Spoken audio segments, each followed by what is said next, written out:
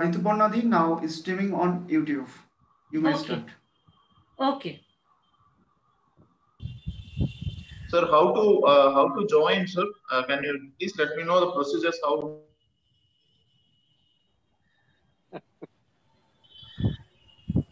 Devabroto, Good morning, Rituparnadi, start Panda. now. tell Yeah, him I'm to wait. starting. Oh, tell him to wait. Start the program. Yeah, actually, I was waiting for the microphones to be switched off. Okay. A very warm welcome to everybody. A very good morning on this August event of our two-day international webinar on behalf of the Foundation of Practicing Geographers. The topic is very much to the time, COVID-19 pandemic and ecological perspective. Before we start the session, this August session on the opening day of the international webinar, we may observe silence for a minute as a condolence for the COVID warriors and the fraternity of geography who has passed away in this period. And the time starts now.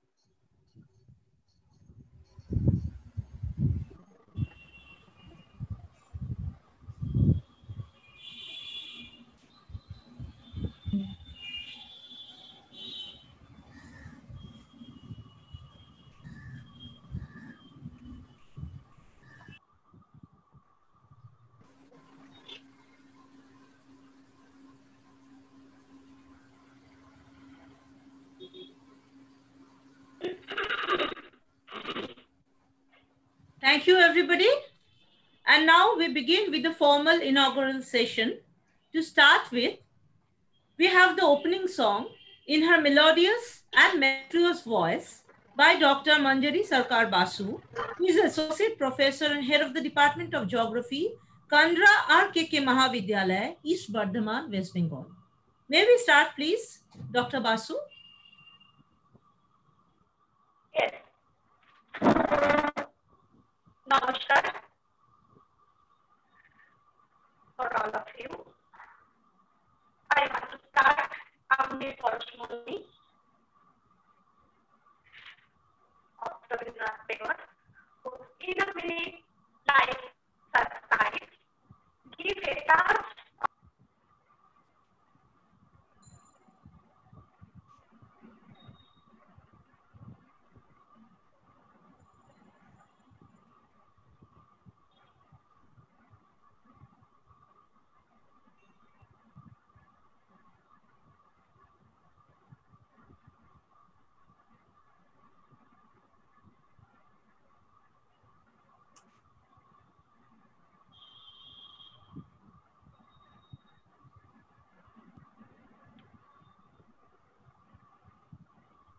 It's not audible.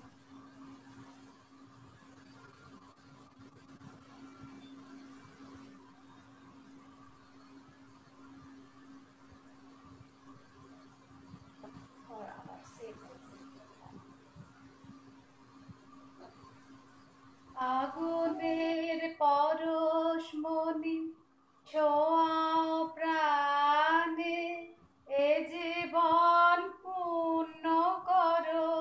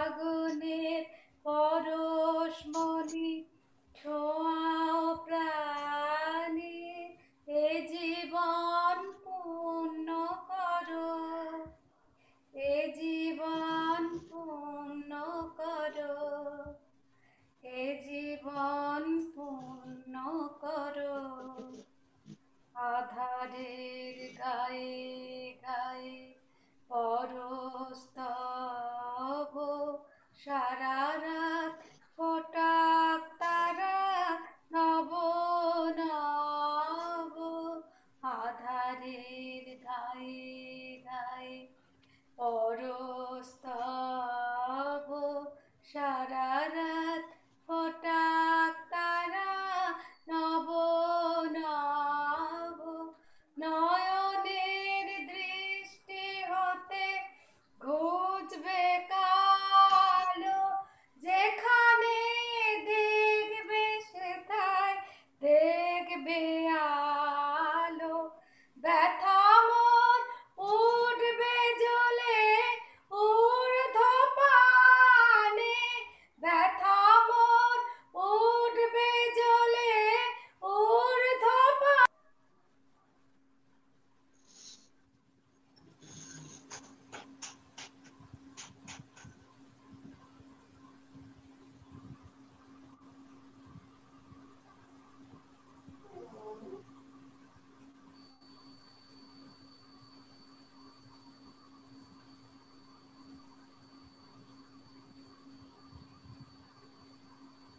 The video is still. Was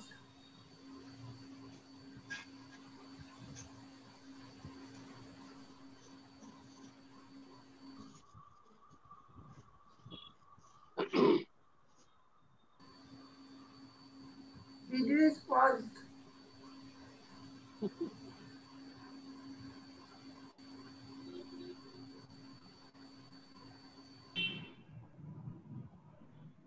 All right, Ritu Parna. Okay, I think there was some technical issues. No problem. Still, we have been enlightened by the pious and holy fire to lit up and lighten up our webinar, this 2-day international webinar.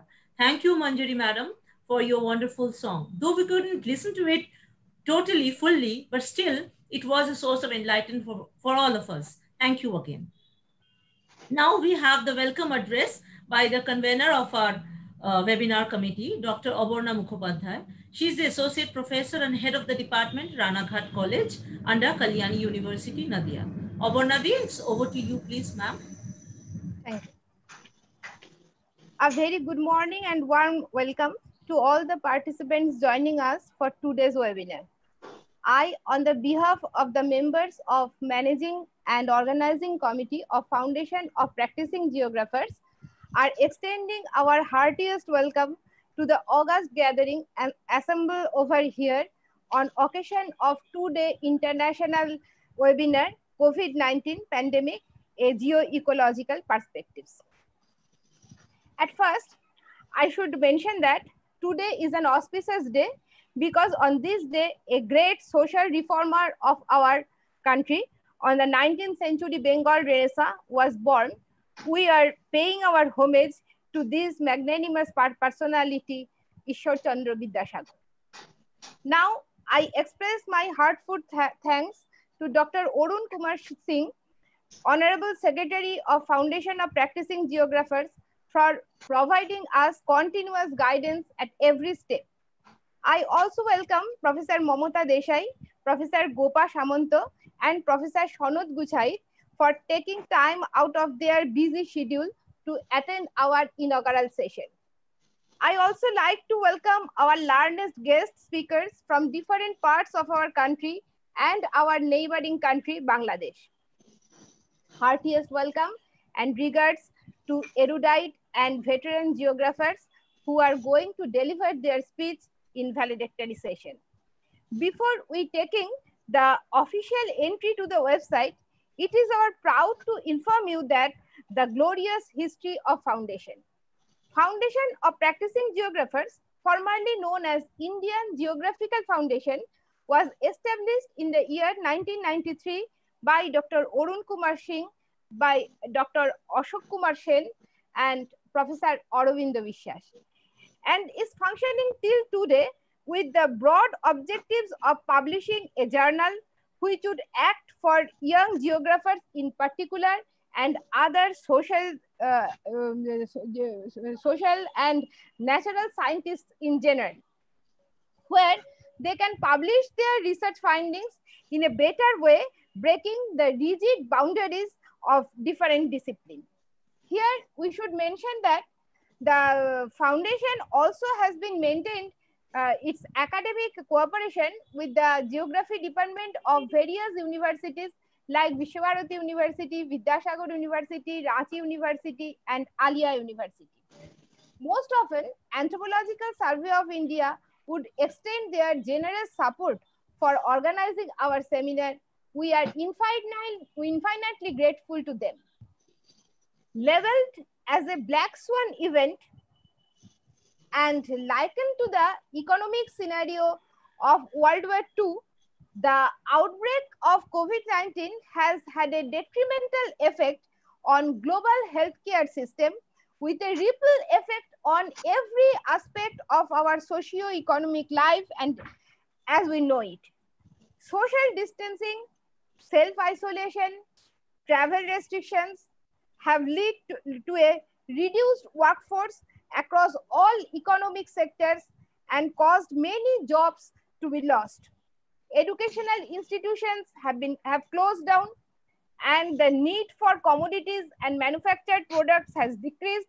In contrast, the need for medical infrastructure has significantly increased. Who is responsible for this situation? We, the geographers, always emphasize emphasize on man and environment relationship.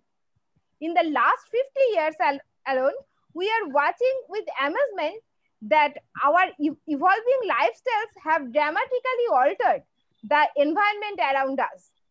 Coronavirus are leaping to humans more frequently because we are providing them with more opportunities to do so. COVID-19 is a reminder that human health and environmental health is closely linked. The most fundamental way to protect ourselves from zoonotic diseases is to prevent the destruction of nature. Where ecosystems are healthy and biodiverse, they are resilient, they are adaptable, and help us to regulate the disease. Hope that the coming knowledgeable discussion helps us to disseminate the research information on it. I shall welcome you all to take part open-heartedly so that through the deliberation of this two-day international seminar, we can advance our level of knowledge from where we begin today. Lastly, I'd like to convey my gratefulness to the registered participants who have made the program so gorgeous and colorful. Just a little housekeeping before we get started. For the participants, questions will be allowed only in the session 4, which will be held on tomorrow.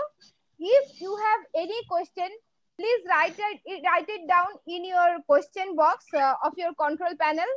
We will bring them up later. And another more words, after the completion of today's seminar, we will upload our feedback form in your registered email. And then you will fill up it, and you will get certificate automatically in your email. Thank you. Thank you so much, Dr. Mukhopadhyay, for your warm welcome. You always make us feel at home. And today is also same.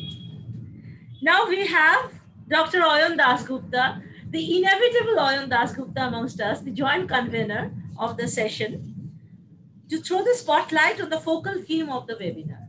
Ayan, the mic is all yours, please. Thank you, Rituparna Di. A very good morning to all. I, Dr. Ayan Dasgupta, being the joint convener of this two-day international webinar organized from the esteemed end of the Foundation of Practicing Geographers, or the erstwhile Indian Geographical Foundation, would like to extend my heartiest welcome to the entire target audience assembled over here, especially in this online platform. Usually in each and every year, we the organizers of FPG do arrange our yearly seminars in February, March with spotlight thrown on manifold burning issues and challenges from the arena of geography. But this year is an exception. Due to the COVID-19 pandemic, on account of the sudden proliferation of coronavirus, we have been compelled to schedule our August congregation in the September 2020. Amidst lockdown, the academicians have always tried their level best to keep the academic sparks alive amongst the students, and the webinars are pleading in favor of those neo-normal academic vibrations. Through the international webinar this year, we shall try to focus on miscellaneous geo-ecological issues associated with the current pandemic. The outbreak of COVID-19 pandemic has now been a matter of global concern. The incessant spread of coronavirus has forced the common people to obey some social rules and regulations encompassing the wearing of masks, washing the hands frequently by alcohol-based sanitizers, maintaining social distance during regular interactions, and so on and so forth. Millions of people had been captivated within four walls of their residencies for a long time, and it has not only exerted tremendous pressure on their mind, but also at the same time, it has ushered several serious socioeconomic problems. The present pandemic has close association with joblessness as well as threatened sustenance and survival of the entire human community. Above all, the pathetic situation of the stranded laborers has brought tears to all of our eyes. The sheer negligence towards the common people from the side of administration has become prominent under the traumatic situation. And at the same time, we have noticed about the unforeseen stillness of different modes of transport, creating inexplicable difficulties to the common people. These are all the gloomy compartments of the COVID-19 pandemic. But we know that every dark cloud has a silver lining. Now, I would like to corroborate a few optimistic sides from the pervasive impact of COVID-19 pandemic. Just because of the occurrence of the COVID-19 pandemic, people have become aware about the balanced man-environment relationship. People have realized that this is a warning to them, and if they don't stop their injudicious exploitation on nature, then very soon they will be engulfed in a complete darkness. This great anarchy has given them a gentle reminder with special reference to sustainable livelihood. Human beings are now struggling to be habituated in such a lifestyle that will lower the unwanted burdens over the globe. In Italy, the huge travel restrictions are still active. They have become conscious about the infective potential of the deadly COVID-19. In London, the overcrowded bars, the stingy theaters, and busiest public places stood completely closed for a prolonged time period. Now also there stand different restrictions in order to stop the transmission of novel coronavirus. People are now accustomed in working from home. Different online platforms are provided to public for continuing their jobs without any hassle. However, all these changes on account of pandemic have brought a sea change in our global environment. Because of temporary closure of the transit and the industrial sectors, there has been sudden drop in carbon emissions. In comparison with the last year, it can be commented that the level of air pollution in New York has fallen at almost 50% just because of controlled vehicular emissions. In China, the emission shows an overall 25% decrease, and that's definitely showing the inhabitants a ray of hope for clean as well as crystal clear environment. According to the Ministry of Ecology and Environment, it is claimed that the amount of good quality air is around 11.4% compared with the same in the last year in more than 330 cities all over China. In Europe, the toxic emission of nitrogen dioxide has dropped considerably. The satellite images that are profusely helpful for remote sensing and the geographic information system also supplicate in favor of noise-free environment. Actually, we have always cherished in our mind a picture of decarbonized, maintainable economy, and somehow that dreamlike concept is knocking at our door now. We shall have to convey our wholehearted welcome to that green and clean environment. Another unpredicted scenario has turned up recently to the forefront in Venice, as the total inflow of tourists has declined spectacularly during lockdown. Therefore, the waters in Venice canals and lakes are cleaner compared to that of the previous days, while motorboats, sediment churning, and other water pollutants have been descended noticeably. The residents are over exuberant by seeing the translucent water, and now the shoal of fish can be seen prominently at the time of boating. The consumption of fossil fuel, especially the coal, has fallen remarkably in China and Japan, leading to the large-scale drop in air pollutants in those countries. Actually, still now, we are somehow the victims of the pandemic, and until and unless the vaccine comes in the market with an aura of aspiration, it's quite difficult to say about the totalistic geo-environmental influences of the widespread COVID-19 pandemic, either in positive or negative. In conclusion, I should utter a few lines regarding zoonotic diseases as well, what Abonadi has told you all already. In order to satisfy the shameless human wishes and wants, we started consuming different types of animals that shouldn't be within our daily menu charts. COVID-19 is surely a deadly result of such unscrupulous human behavior. For example, we can say that a few people once started getting immense pleasure in having the flesh of timid pangolin. A good number of fatal diseases have come from the consumption of several zoo animals, and the examples are bird flu, swine flu, Nipah virus, and so on and so forth. So we shall have to be pretty conscious before we target any particular species for the flesh of those species. I should not elaborate my discussion unnecessarily. I do hope that our 2 days journey will make you academically enriched up to an optimum extent, and after the completion of the entire program, you will certainly be fascinated because many elite academicians are in our queue. They will extend their thought-provoking lectures so that you can enjoy the event to your heart's content. Once again, I am conveying my heartfelt thanks to all of you for being with us. Have a great day. Thank you, Dr. Dasgupta. You actually have thrown the spotlight. Actually, you have pinpointed on the focal theme of today's scenario in these days of Third World War, this biogeochemical war, I must say. And here I would like to remember the word said by Gandhi, that the world has given us enough for our needs, but not for our greed. So I think this is the cry of the hour which we should keep in mind. Thank you, Dr. Dasgupta, again for your wise and thought-provoking words.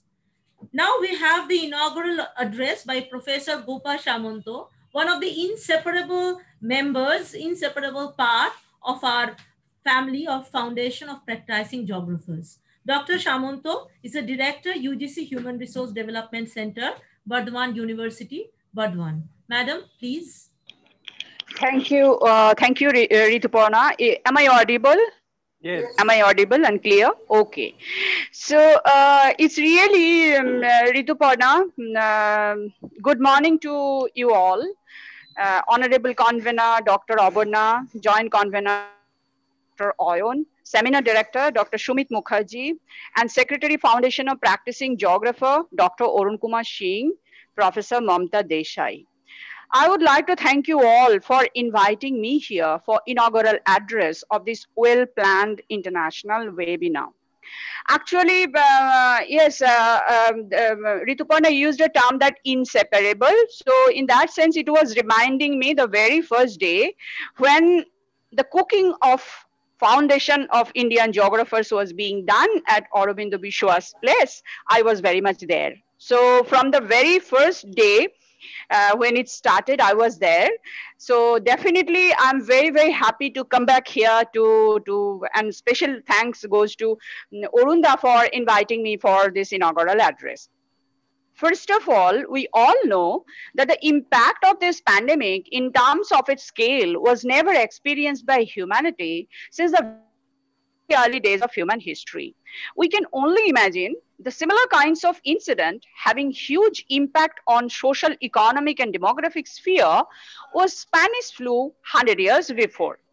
I was checking the themes of this webinar with the convener, Dr. Oberna, and came to know that they are going to address two broad themes: climate, ecosystem, and ecological crisis, which I'm sure that my next keynote speaker, my honorable colleague, Professor Sanat Kumar Guchait, will address. And there is another key theme which I'm trying to touch upon. Rather, that second broad theme is socio-economic and demographic crisis, as I have been informed by Dr. Oberna. So I'm trying to touch upon that second broad theme of this webinar. Here, I shall speak from my position, seeing me from three different perspectives. As a geographer, interested in space and spatiality. As an urban geographer, focusing on cities during pandemic.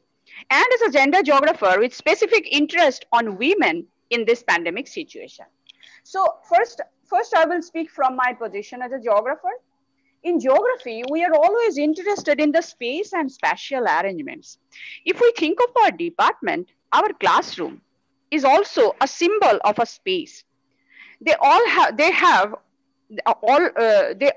certain kinds of spatial arrangement, and so is the classroom also.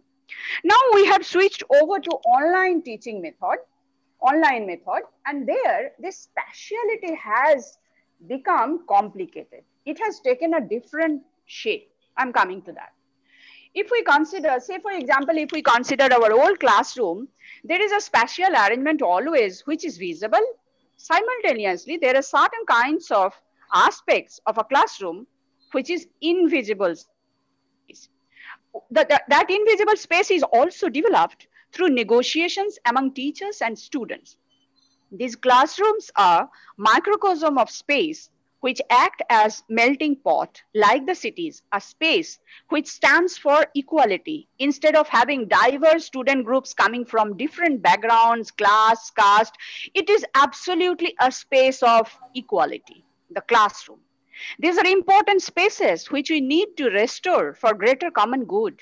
On the contrary, we have converted those spaces into digital classroom characterized by higher level of inequality based on economic condition and the geographical location of the students. Some students cannot provide the smartphone, and some of the students are living in such areas that they don't have the access to the internet. So we are creating new forms of inequality in the classroom through this online method. That is something is heartening to us. The students only learn the subject. Do the students only learn subject from a teacher? No, I don't believe in that ideology. They learn many things from the classroom, and that space is going to change in future, which is not really a healthy sign. And do you think what we are doing in online platform, is that called a class? We have developed to make the classes interactive through our long practice, through our understanding of how we can reach out best to our students. We have developed certain kind of methods through our practice. What we do in a class, we give our study material well ahead of our class, getting them to read those before the class so that we can participate. The students can participate. They can question me. They can question us, and they can participate in the class. So our actual physical classes were participatory. We provoke the students to question. By observing their face, we try to understand whether they understand what we say or not. If they go absent-minded, their face catches our eyes. In online class, everybody is with audio and video off. I cannot see their face. I cannot guess whether they understand what I say or not. Hope we'll get back the classroom in their earlier form shortly. We share our room, our own personal room, with 4, 5, 6 PhD students. Sharing room is something in the teaching learning process. This facilitates our student a lot. We teach them so many things beside their specific knowledge on their subject. We mentor them. We We spend enormous time to inspire them to develop they develop their interest in their own research. We try to develop them into good independent researcher. Is that possible in online platform of teaching learning in new digital spaces? I don't think so. I hope you will also agree with me. Secondly, I will speak as an urban geographer. I shall talk about cities a little bit as I understand. Cities have become really bare to show the level of inequalities exist in our cities. How cities are exclusionary in practice. Migrant laborers, which make our cities running, are unwelcome to our cities. We could not help them to keep them in our cities during pandemic, could not provide them with the minimum needs of food and shelter. Migrants have become visible after a long time because of COVID. They were there, but we didn't see them. They were completely invisible to us, the educated and well-off citizens. City planning is a process which is also highly exclusionary of migrants. Home to 450 million population in India, circular migration constitutes 200 million in cities, and urban policy never gave a thought on this. Even after this catastrophic situation, we still do not have any policy. And recently we came to know there is no record of death even. So we just have erased them. We didn't even, after this incident, after this pandemic, which have become visible, which we saw, we did not address them because we don't create any data that how many people are affected in this process. Now, new infrastructure and real estate development is taking place with consequent erosion of basic services. So we build more flyovers, we build more gated communities, we build more high-rise buildings, but we do not invest on providing services like basic infrastructure like water and sanitation. Institutional capacities are going down everywhere. Increased centralization of decision-making is taking place everywhere. The poor citizens are at the lowest end of the chain. Affordable housing program became unaffordable housing. This is an era of unsettling. Housing is a key variable for resilience. Central idea of housing is settling down with choice, connections. But now we see more unsettling associated with ill health and vulnerability. Before COVID, decent housing was not possible for most of the citizens. And now, even now, the eviction and dispossession have increased during the COVID pandemic, what is going on everywhere around the world. Women informal workers are there in the cities, but again, we don't see them. But if we take a stock and if we try to look into the data, we will see that 80% of all urban women workers are informal and city is not enabling them. Who are they? Home-based workers are the first among them. Second is the domestic casual labor. And the third is the street vendors and people working in small shops. Then home-based workers, who are they? Home in informal settlement without water, sanitation, and electricity. So home itself is problematic for them to work. Informal settlements are not provided with water and sanitation. So how women can work freely from home, even from home?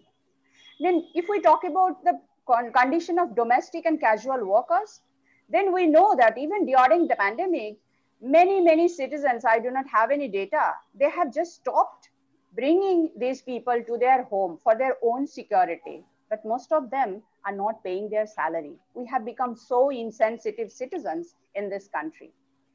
And street lights are important for women, which they cannot, women as they cannot go out and work in dark for security reason. But probably the cities are also not taking care of those basic necessities which can facilitate the workers, the poor, and women informal workers. Street vendors and small shops are most subject to the violence by police. Then coming to the third aspect, which I mentioned before, I will talk about women during pandemic, and we'll talk about a little from the experience of whatever knowledge I have on gender issues. I see a whole lot of change in the relation between home and work. These are two very important spaces for women. I shall focus on three groups of women: working women in formal jobs, informal women workers, and housewives or homemakers. Since Industrial Revolution, the separation took place between home and work, and we continue till the onslaught of pandemic. In fact, both these spaces, home and work, were workspaces for women, but a different time slot. They could make out some time in between for themselves, either at of work or at their home. Now, what is happening? Women workers in this situation, they work from home system, in which they are facing a serious kinds of problems. As the boundaries between home and work are blurring, they have to work for home and from home. And at their home, sometimes they do not have a space for work properly. They might have hyperactive kids to control at home or ailing parents to look after.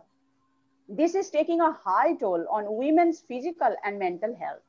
For some women, going out for work was like getting some fresh air. They are not getting those even during the pandemics. There is another group of women called informal workers. Most of them have lost their jobs around the world in each and every country, and they have many people to feed at home. So they are not only in economic crisis, but also their mental crisis, psychological crisis is also taking a very high toll that they cannot arrange the food for their kids and for the elderly people at home. They do not have access to enough potable water or clean sanitation system.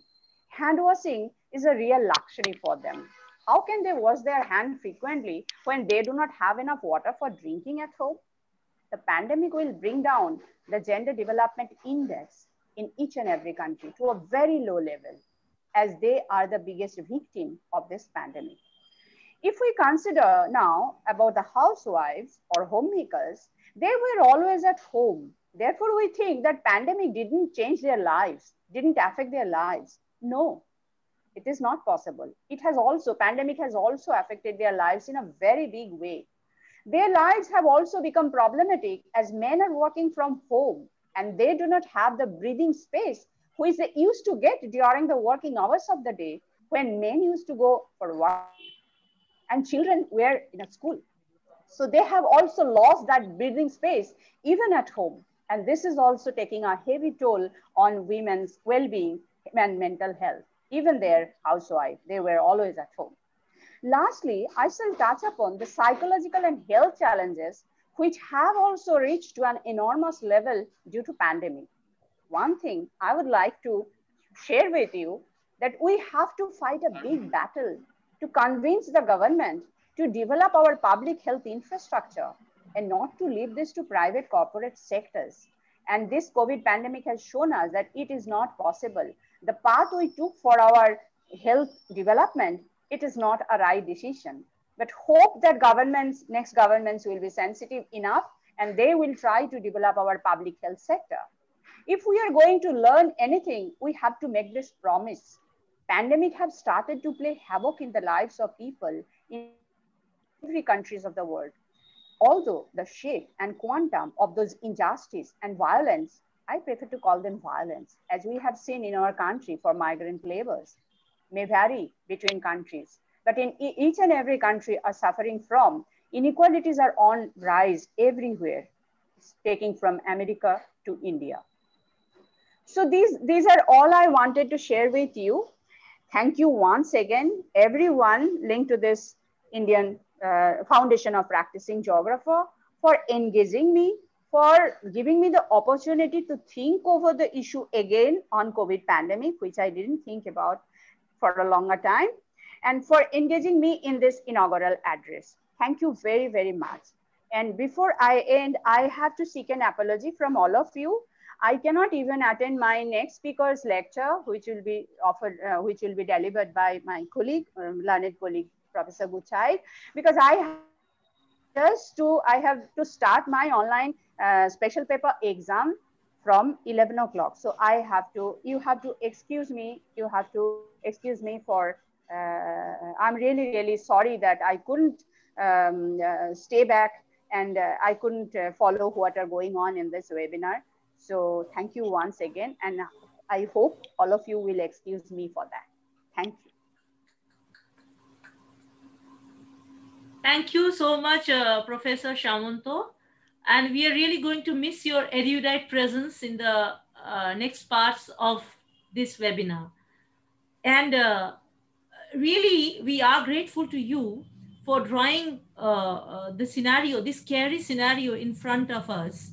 And really, you have thrown light on the paradox and the irony that we are supposed to go back to the basics. Pandemic is teaching us to go back to the basics, as Dr. Dasgupta has also already mentioned. But then our basic amenities are denied. This is really a very sorry figure, especially for the women and for all other people all over the world. And we pray to ourselves, our deeds, to switch over to better deeds, and of course to the Almighty, to nature, to Mother Nature, to get us rid of this scenario as soon as possible. This is, I think, the cry of the hour. Thank you, Dr. Shamanto, again for your erudite and esteemed speech. Thank you very much. Now we have the keynote address by the quintessential keynote address, I must say, by Professor, no one else other than Professor Shaunod Gutscheit, again the quintessential person for this webinar.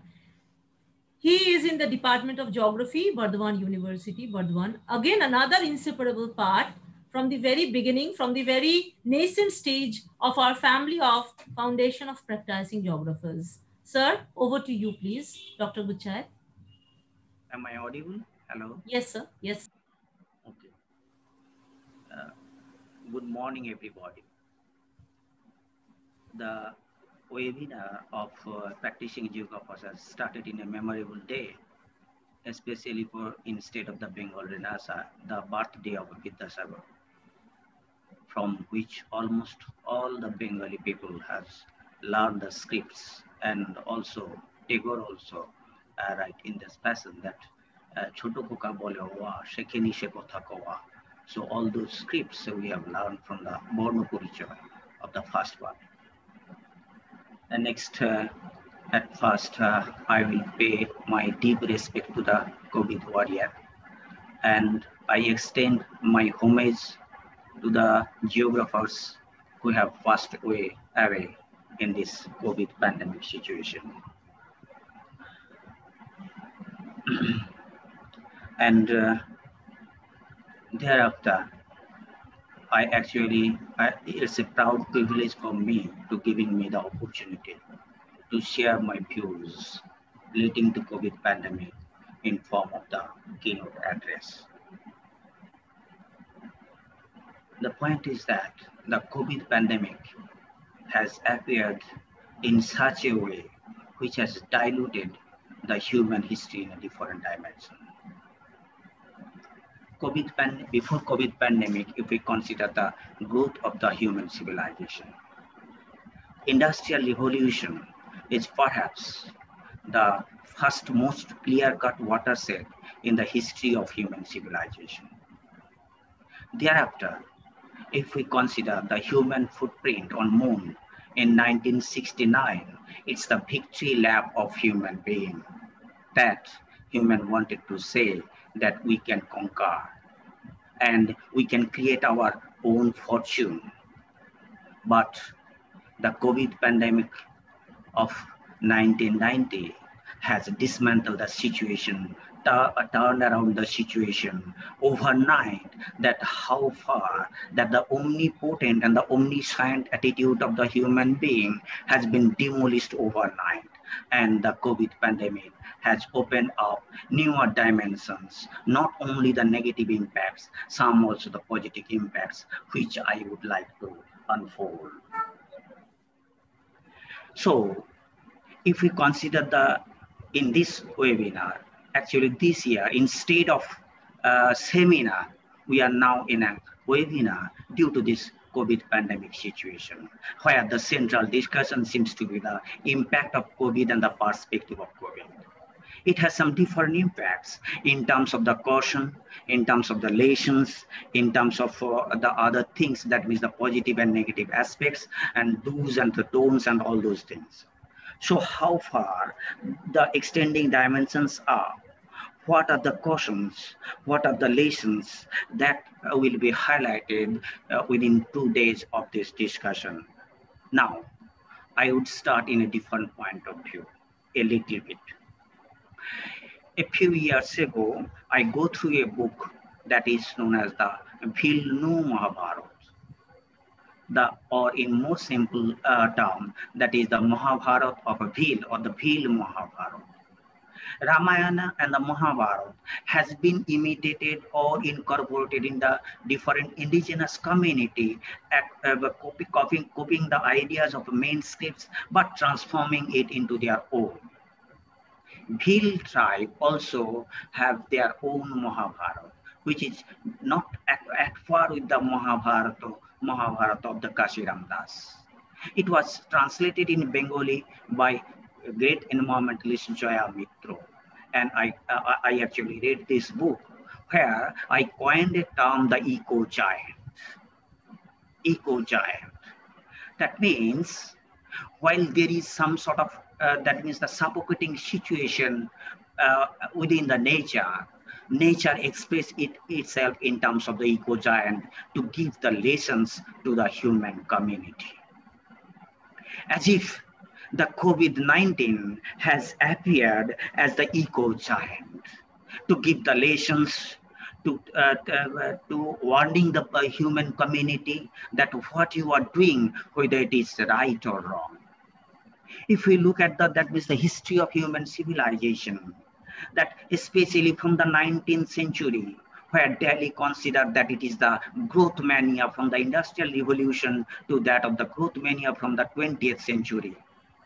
And from 1950s onwards, that means after the Second World War, it was transformed into the hyper growth mania. It was identified by the great economist Delhi.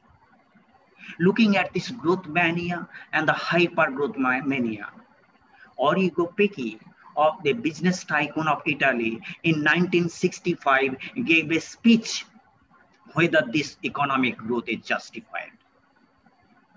Being interested, Alexander King, the Scottish head scientist, met with Alexander Pecchi and formed the Club of Rome in 1968. And ultimately, they published the book, the Club of Different Scientists published a book that is known as the Limits to Growth.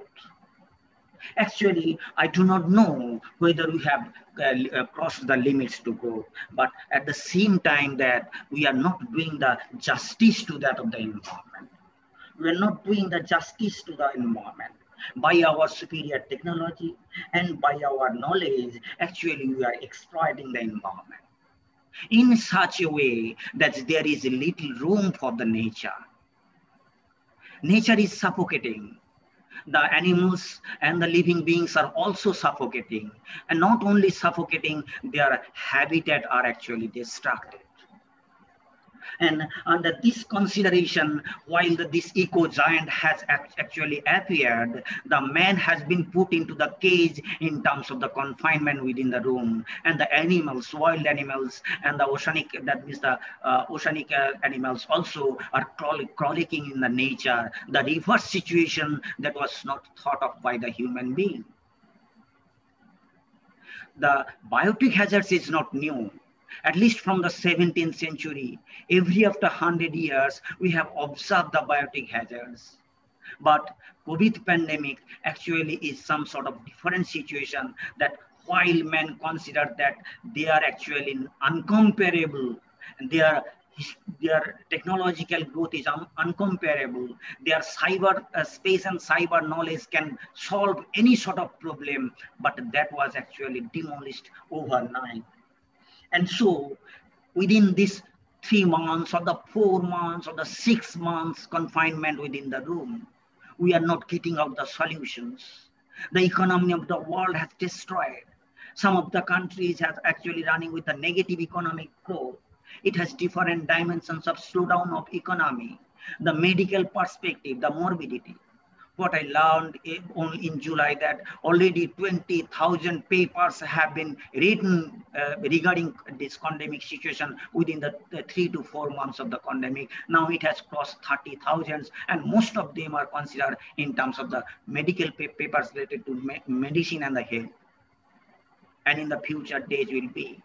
But COVID, if we consider the COVID, the direct impact of the morbidity, the death and the health, the indirect or the surface and the subsurface realities are there in terms of the economy, in terms of the polity, in terms of the environment and so on, where you can get the lessons that what we have to do in future. About the direct impact which I have learned or which I have observed rather in my family, that my daughter has been addicted to smartphone within these 3 or 4 months. All her classes are being taken to the smartphone. Even the assignments are also going to the smartphone. And by this habit, she is always taking the smartphone, whether it is the reading time or the not. This is not the case of my daughter. This is the caution for the future that the younger kids are being addicted with that of the smartphone. While that means this technology, the owner of this technology, Zuckerberg, or that means other people who are actually creating the $1 million business, they never allow their kids to handle the smartphone more than half an hour in a day. But our kids are being adapted with that situation. So apart from this direct observation, now I am coming into the context, the socio-economic context. Or more specifically, I will say that is the socio-economic architectonics. This was the term actually was coined by Edward Soa in his book, The Postmodern Geography. In the postmodern phase, that means the structure process leads to some sort of structuration of the socio-economic phenomena. From structure to process, from process to newer forming of the structuring and restructuring, and this was identified by the Giddens as the structuration. Actually, if we consider this before the COVID, that means the pre-COVID situation and the post-COVID situation and the COVID situation, then the economic progress has been slowed down in such a way that except China, most of the countries are experiencing, that means the negative economic growth, and sometimes it is more than minus 20% or the 30%, a negative 20% of the 30% of the negative economic growth. Not only the economic growth, it also considers the joblessness, especially in the private sector. In India, because we are going to discuss about the Indian perspective basically in the COVID situation. So what will be the impact in the future days of the higher education if that means the intellectual kids are not able to manage the job? So why do they will be crazy for the higher education in the future days? So within the next 10 years, what will be the future of higher education? What will be the future of the job? We have no such answer at all. Perhaps those younger kids have to face the greatest tragedy of their life. Even being highly educated, they have to roam here and there for the searching of the jobs. Now, I will unfold another thing that is known as the politically empowered. I am using the term where I have actually coming into the term politically charged interpretation of the pandemic. Politically charged interpretation of the pandemic. This COVID pandemic has created another Pandora box in the sense that the world has been divided into two parts, China versus non-China. As if the China seems to be the culprit for this COVID pandemic. It is not surely known that whether it has become some accidental natural affair or it is a lab test, or whether there was so much intention of the China to create such pandemic.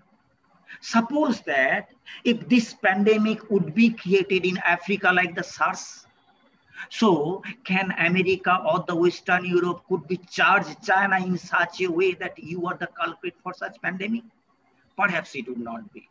So The politicizing the phenomena seems to be the main thing of the today's world, which is creating, that means the violence, which is creating that means the critical politics, which is actually encouraging the extremism. And for all our, that means the efforts of the greed, not in terms of the need, we are actually searching for the greed. For greed, actually, we are framing the power, that means the power tactics, which was actually echoed by Michel Foucault.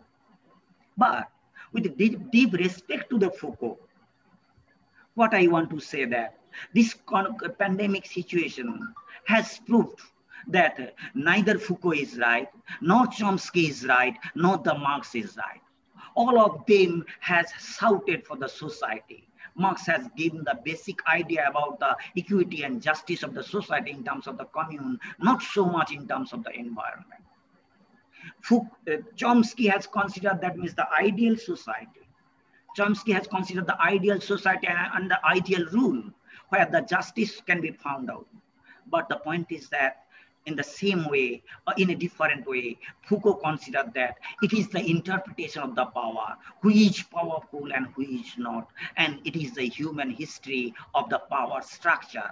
But can humans survive without the environment? And it was echoed by Organised following the Jain philosophy of the deep ecology. I am not in favor of the Jain philosophy of ecology at this present moment of human civilization, but there must be some sort of step by which the environment, that means there should be some justice to the environment, not only the justice to that of the society. And so at the end stage of my discussion, I will concentrate basically on the environmental perspective, which seems to be more important in that particular context, and where that means the COVID-19 episode has given us the greatest lesson. I will unfold that particular portion. So regarding the environment, actually, we have gone through, that means the landing on moon is 1969. Thereafter, we have sent the Venera Viking, and that means the Chandrayaan, and so on. But still, we did not get any sort of, that means the planet where the human survival can be possible. Exploiting nature, we thought that the nature will be dead in some days and we have to search for the another planet, and we have started journey from the 1970s or the 69 onwards, but still there is no such solution that there is a planet where we can resettle, we can survive for another 5,000 years or the 10,000 years. Only the human history of starting from the agriculture, it is only 10,000 years, and if we consider the Homo sapiens, it is only 50,000 years. So we did not actually care for the environment. And for that reason, we have exploited the environment. Environment was suffocating. And how much was the suffocation? It was clearly denoted by Rachel Carson in 1969. And before that, it was also echoed in different modes. And thereafter, we have arranged the Earth Summit. We have discussed so many considerations in terms of the Montreal Protocol, in terms of the Kyoto Protocol, in terms of the Paris Earth Summit, in terms of the Rio 0+, in terms of the Rio 10+, in terms of the Rio 20+, and we are going to organize the Rio 30+ in 2022. But still we are not getting the solution. We have polluted the environment. We have destroyed the environment. And from where actually we are suffering, and perhaps this eco-giant is trying its best for the safekeeping of the mother, that this Mother Earth is not only for the human. This Mother Earth is not only for the human beings, it is for other living beings also. We have to live in Earth. We have to live with the Mother Earth. That is the message that have been sent by the COVID-19. We have to live in Earth. We have to live with the Mother Earth. We have destroyed the environment, and looking at the pollution, Tagore actually asked us in a poetic sense that have you forgive your sons and daughters who have polluted the air, who have actually obstructed the light? যাহারা তোমার বিষাইছে বায়ু নিভাইছে তব আলো তুমি কি তাদের ক্ষমা করিয়াছো তুমি কি বেসেছো ভালো? We have polluted the river, we have polluted the coastal areas, we have polluted the oceans. Even in India before 1950s, rivers were not so much polluted. The river Ganga has been transformed into some muddy water, for which in a metaphorical way Raj Kapoor actually directed the film Ganga Teri Maili, Ram Teri Ganga Maili. And looking at the crystal clear water of the Jamuna, that the great two poets has how fascinated, that means the nature about, earlier I have given the instance of the Tagore. Looking at that means the crystal clear blue water of the Jamuna, Nazrul actually wrote that Nazrul was actually searching the Lord Krishna within the blue water. Nil Jamunar jol bol re ore bol kothaye ghanoshan. It is not only the Jamuna, not only the Ganga, it is for all the rivers, all the coastal areas, or the deep sea areas of the world. Even the animals are not actually getting the room even in the deep forest. The civilized man, not only the hunters and the poachers, by dint of the popular tourism, actually the civilized human beings have entered into the deep forest, have entered into the deep sea, dismantling the habitat of those animals. There is no room for them. For that actually, we have arranged the Kyoto Protocol. What is that Kyoto Protocol? In the Kyoto Protocol, in the 1997, and the Montreal Protocol in the 1987, for the first time we were actually, we became aware about the ozone hole. Maybe there are some sort of, that means the global politics between the this ozone hole or the global warming. But we can't actually ignore, that means the warming of the global temperature. We can't actually ignore. Since the Industrial Revolution, if we consider the 1880, today up to the 2020, we have experienced a temperature growth of 1.3 degrees centigrade. And for the last 30 years, starting from the 1990, our common future that was actually expressed by the Butland, we are actually designing sustainable development. We have actually spent tons of paper. We have unfolded thousands of ideas. We have prescribed, that means the 10,000s of the suggestions in terms of that in arresting the global warming. It was the idea of the Kyoto Protocol, that means the developed countries at least have to reduce that the GHG, that means the global warming gases, less than at least 5%. And in some cases, it is more than 7%. But still, for the last 30 years, we have designed laws, we have prescribed some things, but we are not getting any solution. We are not getting solutions. The rate has been decreased, but the quantum, that means the quantum jump of the pollutant or the piling up of the polluted materials have increased. The volume of pollutants has increased. The rate has been decreased, but the volume of materials has increased. And so in the Paris Earth Summit, it was discussed that anyhow we have to reduce the global temperature below 1.5 degrees centigrade. We have to reduce the global temperature below 1.5 degrees centigrade within 2050, and we have to arrest the global temperature increase below 2 degrees centigrade before 2100 AD. We have to achieve it. And for that, we have to reduce our, that means the carbon production or the pollutant production, 44 gigatons per year for in arresting the global temperature increase below 1.5 degrees centigrade, and 65 gigatons per year for that of the that means if we want to arrest the global temperature increase well below the 2 degrees centigrade. But we have no such answer. There is no answer. After every that means the Earth Summit or after every climatic protocol, we are not getting the solutions. And so environmental justice seems to be the far cry. And so normally the social justice is also far cry.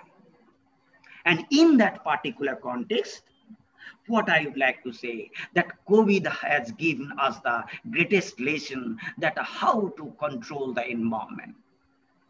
How to control the environment. If human civilization can survive for the 30 days, 40 days, 50 days, or the 60 days lockdown, so why should not we be taking a consideration that at least 2 days lockdown in every month, that is the 4th Saturday and the 4th Sunday, which is normally the relaxed day of the world, the total lockdown in every month 2 days. Only that means the minimal production of power sector, emergency medical service, and emergency transport service. So if we can follow, this is not my suggestions of the prescription in a kindergarten, I can do that, but I can actually fold my ideas here. This is the best platform to fold my ideas. At least 2 days lockdown, that is the 4th Saturday and the 4th Sunday, which is the relaxed day of the month throughout the year. And so we are getting 24 days lockdown in a year, 24 by 360, it is around 6.7% in an arithmetic average, in an arithmetic calculation. If we consider the leakage of 1 or 2%, so it will come down around 4% and 5. And that was our target in the Kyoto Protocol, to reduce the greenhouse gas below, that means at least 5%. That lesson I have gone through observing that means the lockdown period of the COVID situation. If I extend another lockdown period, that is in the 2nd Sunday, suppose 2nd Sunday, because normally the bank in India or throughout the world, if we consider the 2nd Saturday seems to be the holiday in bank, and 4th Saturday seems to be the holiday in India in most of the cases. So I am taking those days specifically. So if I take another, that means the 2nd Sunday, the total lockdown. So in every month, it will be 3 days. And in a year, it is 36 days. And in arithmetic calculation, it is around 9.86% of that means the slowdown of the pollutant. And if we consider the leakage to the power sector or the emergency medical services or the emergency transport services, so it will be above 7%. That is the desired level of the Kyoto Protocol. That consciousness, that lesson has given by that means this eco giant, that if you follow the lockdown at least 2 days in a month, or 3 days in a month, the Kyoto Protocol can easily be fruitful in the reality, and our Mother Earth will be survived. So, can we not take this type of lessons from the COVID episode? I think it is very much possible. I think that is very much possible. And in that way, we have to take this decision. Anyhow, in the global platform, we have to unfold this idea in the global platform. Maybe that some sort of festive seasons are there in the last Saturday, Sunday, so it can be transformed to that of the 3rd Saturday, Sunday for some countries. Or if there is some sort of consideration for some countries, the Friday seems to be the holiday, so it can be the Friday and the Saturday for some countries. 2 consecutive days, but that means the Friday and the Saturday. For some countries, Friday seems to be the holiday. In the Islamic religion, normally the Friday seems to be the holiday. So Friday and Saturday can easily be taken as the total lockdown. And with that, we can come down the pollution level. That means in such a way that the Kyoto Protocol can easily be accessed, easily be reached. And it is not a Herculean task. It is the easy task that have been actually propounded, that have been given by the lockdown period of the COVID-19. So we are searching for the solutions for the 30 years in terms of the sustainable development to save the earth, to save the, that means to save the mother earth and to reduce the pollution. Now it is actually in our hand. And if we follow this principle at least 2 days, or at best if it is 3 days or 4 days, then 10% of the pollution can easily be reduced. 10% of the pollution can easily be reduced. And what is the most important, that while human being in the cage and the wild animals are frolicking in the nature during the COVID period, and we have observed that situation in different parts of the world. The whales are actually swimming in the coastal areas. The bears are coming out. The elephants are coming out from the forest. So this is, and even the SPM concentration, the carbon dioxide concentration within the atmosphere has reduced. All those will be discussed in the coming 2 days. How much is the clear sky within that lockdown period. So if we follow the lessons from the COVID-19, and if we follow the lockdown at least for 2 days or the 3 days in a month, or 36 days or the 24 days, we'll be able to design a new earth, which will be habitable for not only for the man, but for all the living beings. We have created this colorful civilization. We, the human being, has created this colorful civilization. We, the human being, have actually changed the face of the earth. And we, the human being, has destroyed some of the beauties and the harmonies of the earth. So it is our duty, being the big brother of the biotic family, it is our duty for the safekeeping of the earth as well as to safeguard the living beings. And if we can do it after the COVID period, taking the lessons of COVID, so we will be able to sum that we shall overcome some days. Once again, I extend my sincere thanks for giving me the opportunity. At the very beginning, I was also associated with this IGF Foundation, and still I am with this foundation. And I actually, whenever there is some phone call from the Arun Singh ji sir, I extend my help as much as possible. Arunji is the engine of IGF, and all others, there are so many others, Mamata Desai ji, Aborna Mukhopadhyay ji, Rituparna ji, and so many others are there. So once again, I am extending my sincere thanks from giving me the opportunity, and wishing that this seminar, even in the COVID pandemic period, webinar, even in the pandemic period, will unfold different types of dimensions through which we will get a clue that what sort of injustice we have done, what we have to do, how we have to redesign the future, how we have to actually run the future civilization. Some sort of clue will appear in this seminar, and with that hope, I actually like to end my keynote address. Thanks to all of you once again. Thank you so much, Professor Guchai. Thanks a ton, sir. You have thrown light with your extensive eloquence. And I mean, we found an overall kind of orientation in your keynote address. You spoke with the heart of a poet, with the brain of a technical person, and maybe with the intellect of a politician and whatnot. I mean, it was all in one. Thank you very much, sir. And the way you have thrown light on the socio-economic, political, and last but not the least, the environmental scenario. And we can really understand that the future is very, very bleak, and we do not know in how many years or how many days of time we are going to overcome from this. So, I mean, the suggestions you gave, the measures to be taken, I think being each individual of a fraternity, of a brotherhood and sisterhood of humans, if we can follow each and everyone, if we can follow this diligently, then I think we can make the place, this earth, a better place to live in.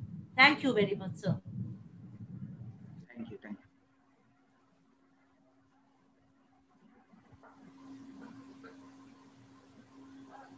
Thanks by Professor Mamata Desai, one of the trees of a family or foundation of practicing geographers, under whose shelter we, the saplings, are unfolding, extending our floral wings. She is the retired professor of Netaji Institute for Asian Studies, Kolkata, and vice president of Foundation of Practicing Geographers, Kolkata. Ma'am, the stage is all yours. Good morning to all the distinguished guest speaker. Am I audible? Am I audible? Yes, ma'am. Okay. Good morning to all the distinguished guest speakers, colleagues, and my dear students. Giving vote of thanks is an integral part of any international and national seminar, which has been entrusted upon me. Every year we organize this seminar during February, March, since its inception. But due to this COVID-19 critical situation, we could not organize the same in time. But our sincere and devoted young members of the foundation, and along with our Honorable Secretary, finally have decided to organize it using this new technology. Now, on behalf of the foundation, I extend my heartfelt thanks to Professor Gopa Samanto, Director UGC, Human Resource Development, University of Burdwan, for a very encouraging and thoughtful inaugural address. Thank you, Madam. I am also thankful to Professor Sanat Pichai for his interesting and valuable keynote address. On COVID-19 and its impact on nature and social economy as well as politics, which we can also feel in the same way. Me, myself, really love to listen his lecture always, and he has spoken as usual. Thank you, Professor Pichai. Now I am extend my heartfelt thanks to the sincere members of the foundation. Without their untiring efforts, we could not organize this international conference. Thanks to Dr. Aburna Mukherjee, convener, Dr. Shumit Mukherjee, Dr. Ayan Das Gupta, joint convener, Dr. Islam, Dr. Umesh Kumar, Sri Prakriti Das, and obviously to our loved and respected Secretary, Dr. Arun Kumar Singh, who is also a friend of mine. I congratulate and extend my thanks on behalf of the foundation to Sri Devabrata Mondal, Uttiya Chattopadhyay, Program Anchor, Rituparna Khan, and Srimati Shatarupa Rai Niyogi for taking whole responsibility on their shoulder for success of this seminar. Now I must say thanks to and congratulate Dr. Manjuli Sarkar Basu and Dr. Sampati Dhara. It is not yet now, for their beautiful opening and closing some not yet done now, but I am giving thanks in advance and performance respectively. Lastly, but not least, I welcome and extend my heartfelt thanks to all the distinguished guest speakers from Bangladesh and India. My best wishes for success of these 2 days international conference. Thanks to all of you and namaskar. Very good. Thank you so much, ma'am. Now we will begin our technical session 1. The session coordinator is Dr. Shumit Mukherjee. Our convener, madam, has already announced I'm just repeating it that we are not accepting any questions from our first three technical sessions, technical session 1, technical session 2, and technical session 3 in this 2 days affair of the international webinar. All the questions will be handled in the chat box and will be addressed in our fourth session, that is technical session 4, along with the questions from the delegate session of the technical session 4.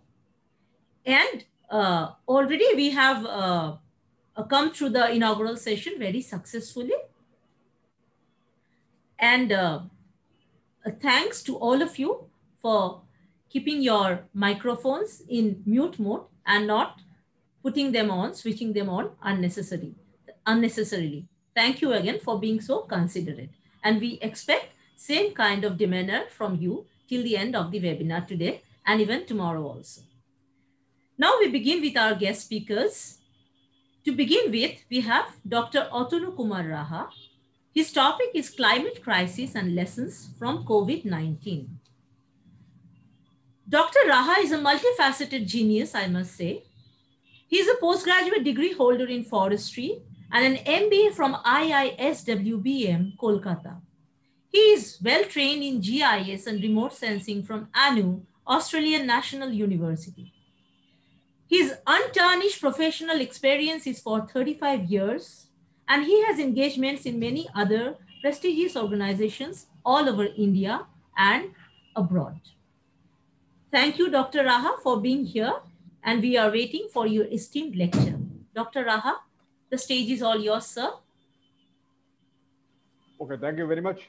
And I think that this is the first time I'm experiencing that we are going ahead of time. Normally in all seminars, physical seminars, what happens is that we always have we jump the time, and normally people have to keep on waiting, but I'm really thankful to you that you have organized in such a timely fashion that though I was expecting to start my webinar from 11:30, but now, I find that we are 10 minutes ahead of time. That's a wonderful job, I must say. And I must congratulate the Association of Professional Geographers for this very well organized webinar. I would also like to thank them for inviting me to be a speaker in an extremely relevant and useful topic regarding this COVID-19 and its geoecological perspectives. Okay, so in fact, I have a small presentation also, so I shall just switch on off between the presentation and my speech. Are all of you able to hear me clearly? I'd just like to have one or two responses. Yes. Audible, So, sir. Audible. You are audible, sir. Oh, You are yes. audible. Are you Dr. Arun Singh? Dr. Arun Singh. Namaskar. Okay. Namaskar. Yes. Right. So yes. Now I remember that I have seen you. Long time back. Yes. Yes. Anyway, Thank you. Thank you very much, Dr. Singh, for remembering me. Yes. And Thanks to Professor Mamta Desai also. Thanks to Dr. Professor Mamta Desai. Yeah, He is very Dr. known to Desai, me. I know. I need not thank her because she is part of our very, very close circle. And in fact, when I started working on GIS in my department, so she was one of the brain and support behind me. It was almost I must admit that Dr. Sandha Vaduri, Dr. Desai, and these people had been very closely working with me. I've been working with them for the last 20 years, more than 20 years, I think so. But I have been closely watching you on your academic front. Okay, right. Thank you so much. But I'm not an academician. Basically, I'm a professional who takes pleasure in some academic activities. Okay. Okay. So my topic today is climate crisis and lessons learned from COVID-19. In fact, some of the speakers in the inaugural session have already touched upon these things, and some portions of my speech may be either repetition. If you feel bored, please don't switch yourself off. Please bear with me, and then if at least for this to make this webinar successful, we should sit tight for next 30 minutes or so.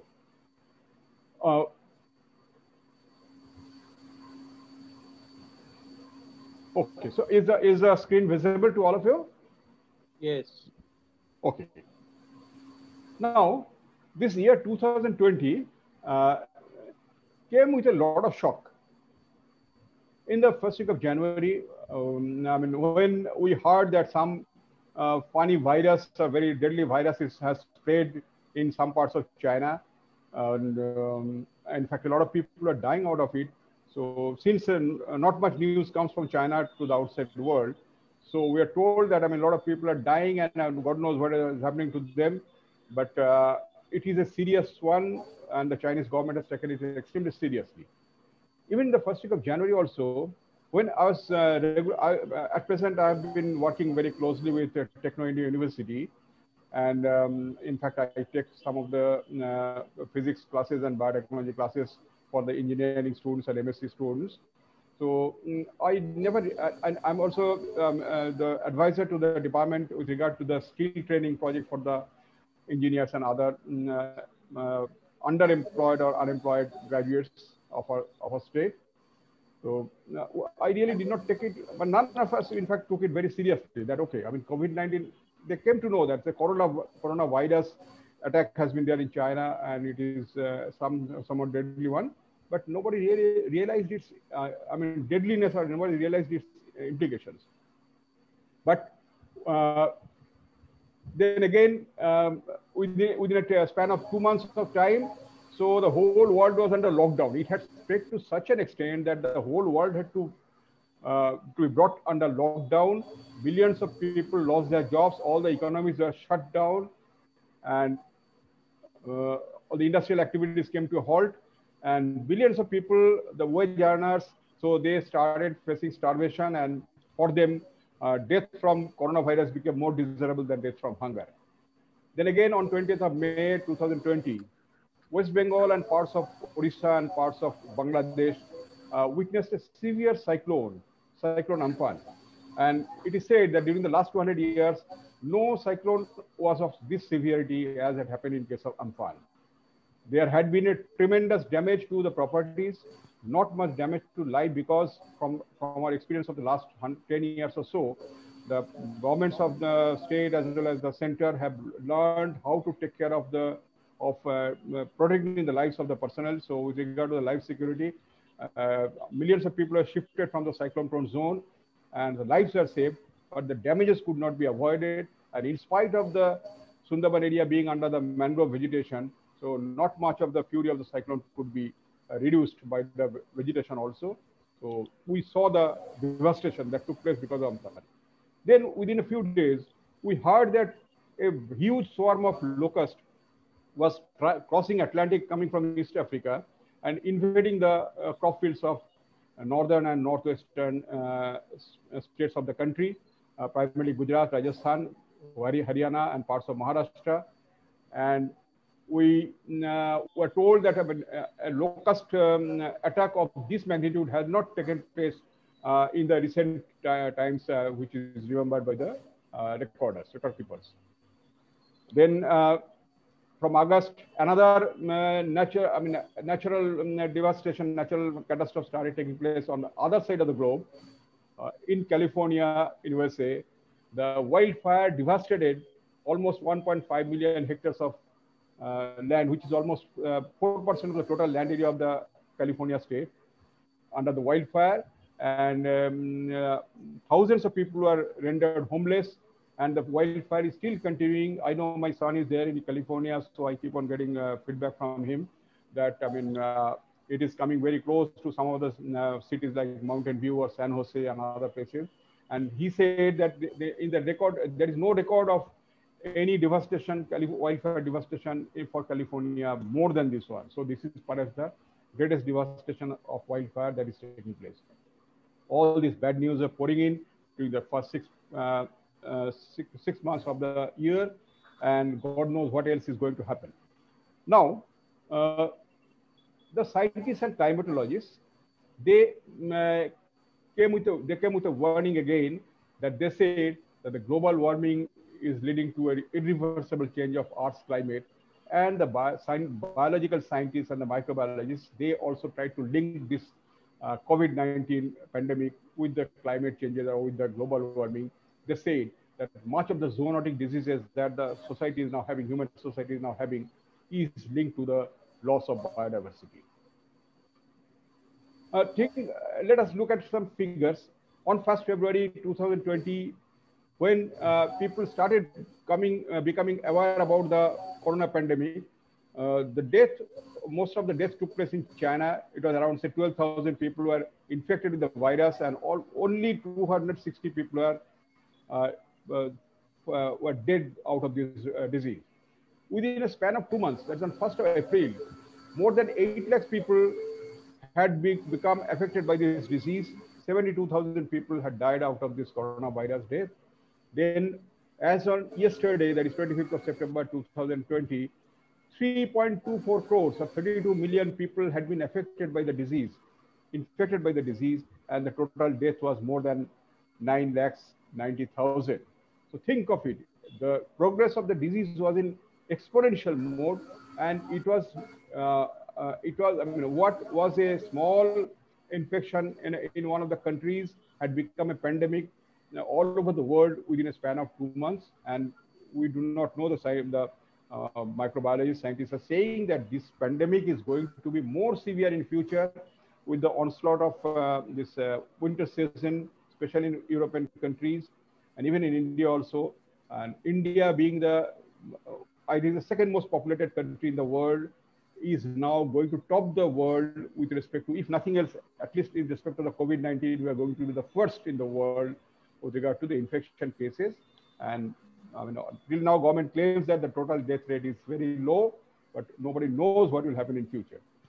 So initially, when COVID-19 had started getting noticed, so not many people are aware of it. But in 2 months' time, when the lockdown was resorted to in almost all the countries, then everybody understood that death was staring at their face, and this COVID-19 has become such a dangerous infective disease that we have to take notice of it. We just cannot remain aloof to it.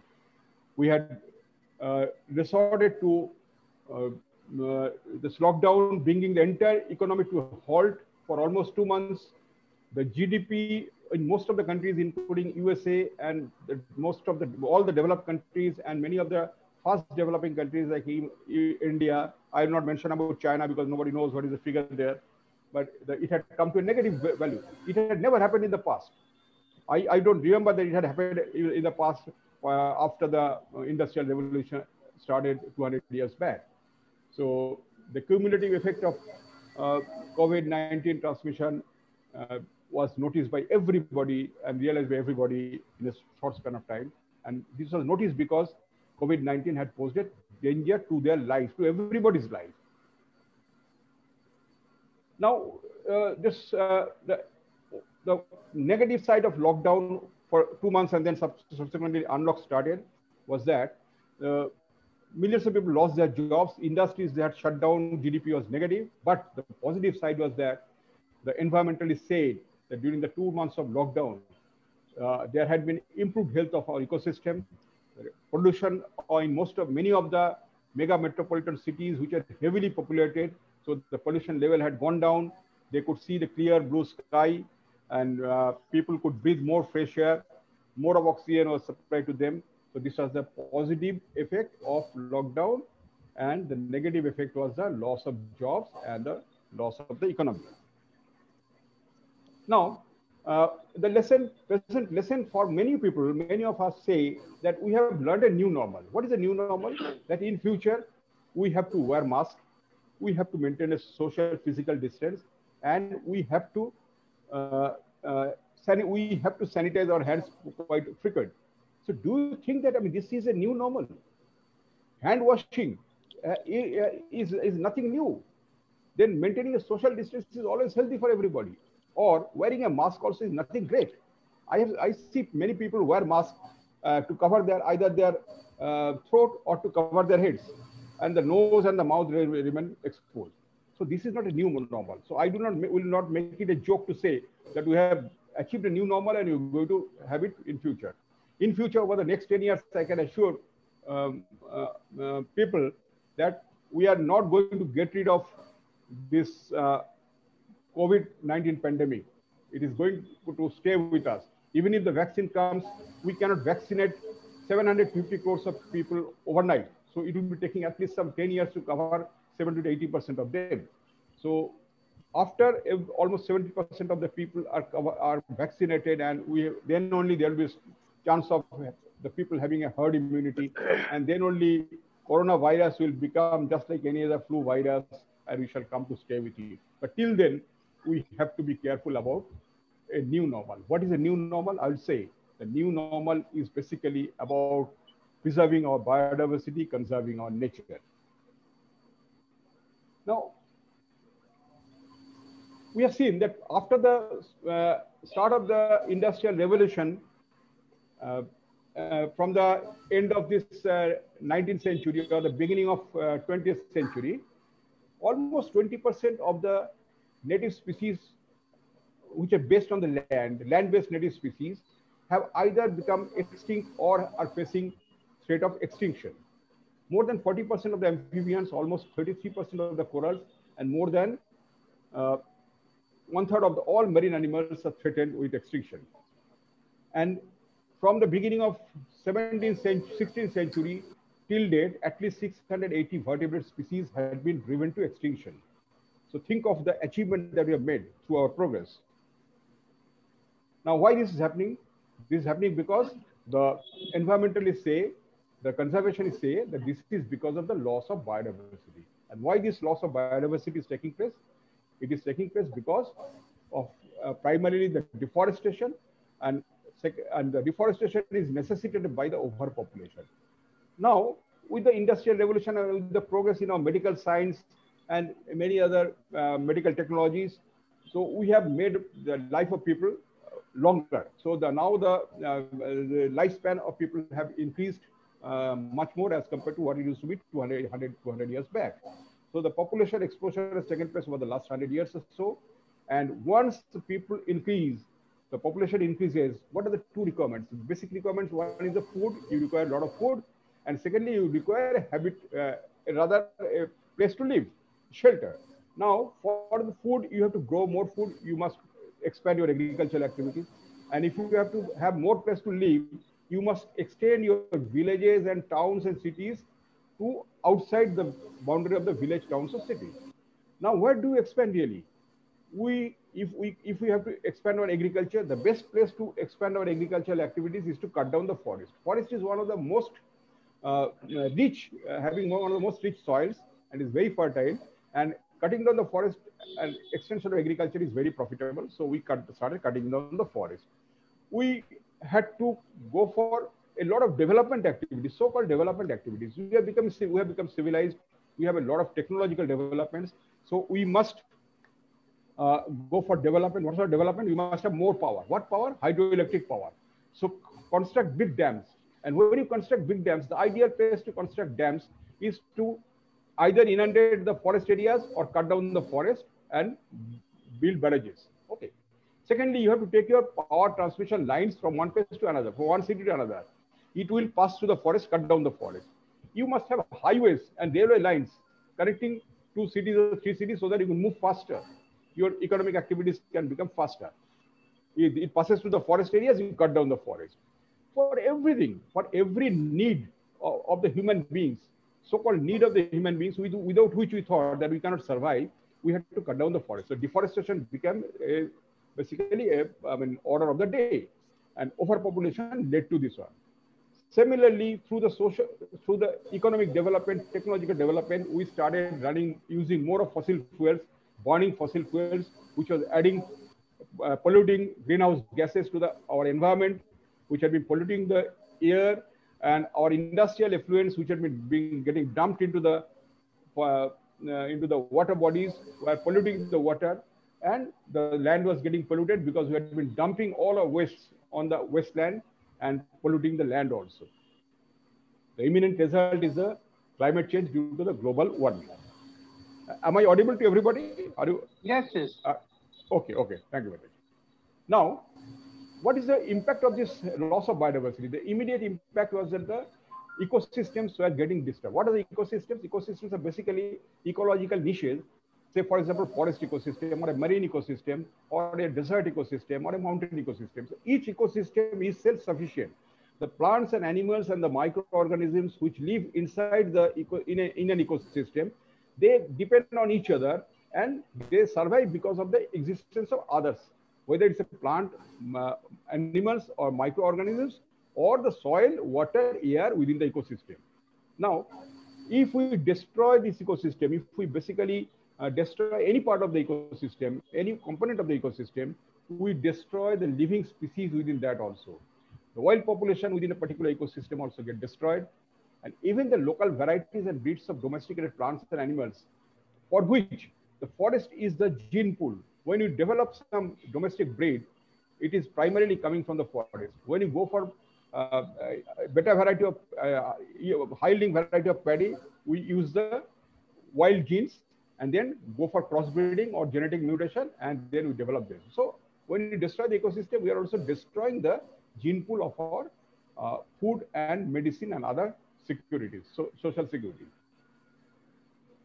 This is a direct, so the loss of the ecosystem or the destruction of the biodiversity is a loss, direct loss for the human activity, a human society, and it is threatening the existence of the human society in this world. Now, I shall come to COVID-19. What happens? When you destroy a tropical forest is having an extremely rich biodiversity. And there's a lot of plants, animals, microorganisms, including the pathogens, the bacteria and the virus, which are living at tandem with each other within the forest area. The carriers are the animals, wild animals or the plants. And so they are normally staying away from the human societies. Human societies are away from the forest. So there is no direct contact between the two. Now, when the human society, the cities and towns expand into the forest, we cut down the forest. In the process, either the animals or plants, they have become extinct or they are threatened. Now, what happened is that when you destroy the ecosystem, we shake the virus and bacteria within the ecosystem loose from their natural hosts. What are the natural hosts? The natural hosts are the wild plants or the wild animals. And once we shake them out of their natural hosts, because the natural hosts are no more safe or no more available, so they have to survive. And all of us know that in this race for survival, the higher plants and animals have less chance of survival to the changing ecological scenario as compared to the microorganisms, the pathogens, the bacteria and virus. So they can survive better, they can adjust themselves better in the changing scenario. So once their natural hosts are destroyed or the natural habitat is destroyed, they are now in direct contact with the human society. The human society is entered into their habitat. So now the animals are also coming more in contact with the society. People are also getting a lot of animals as wild animals for food, bringing into the cities and towns. So now what is happening is that the pathogens are jumping from the animals or their natural habitat to the humans or to the human society. The pathogens cross from the animals to the humans, and these are the zoonotic diseases, the diseases carried by the transferred by the animals to the human beings, which are otherwise absent in the human society. Examples are the plagues, the rabies, the Nipah, Zika, Ebola, SARS, MERS, bird flu, and COVID-19. Now, threat of climate change. I mean, all of us know that. I mean, we do not feel a threat. We human society, people in general, do not feel a threat unless it is threatening my life. If somebody dies on the road and it's because of the bad driving, so we just read the newspaper, we say, aha, aha, that's all. We never feel that if all the drivers are driving badly, how serious it can be for the survival of the people moving on the road. But once I face the problem, if I am run over by a vehicle, then I realize how serious the problem has become. Same thing happened for COVID-19. Many diseases are taking place. Biodiversity is getting lost. The atmosphere is getting more of CO2, causing global warming and the loss of biodiversity and the climate change. Sea level is rising. All these things are happening. But people in general, they read about it, but they forget immediately. They remember more of coding for the computers and maybe whether some SSS was either killed or hanged himself. These have become a more important news nowadays, breaking news. But nobody really talks of, no important media, no important personalities ever talk of conservation need for conserving our nature so that we can avoid a more serious danger, more serious than the COVID-19, that is a climate catastrophe. But once we face the threat, as in case of COVID-19, we learn that you have to go for lockdown, even if it's a negative growth for the economy, even if you have to sacrifice a lot from our lives.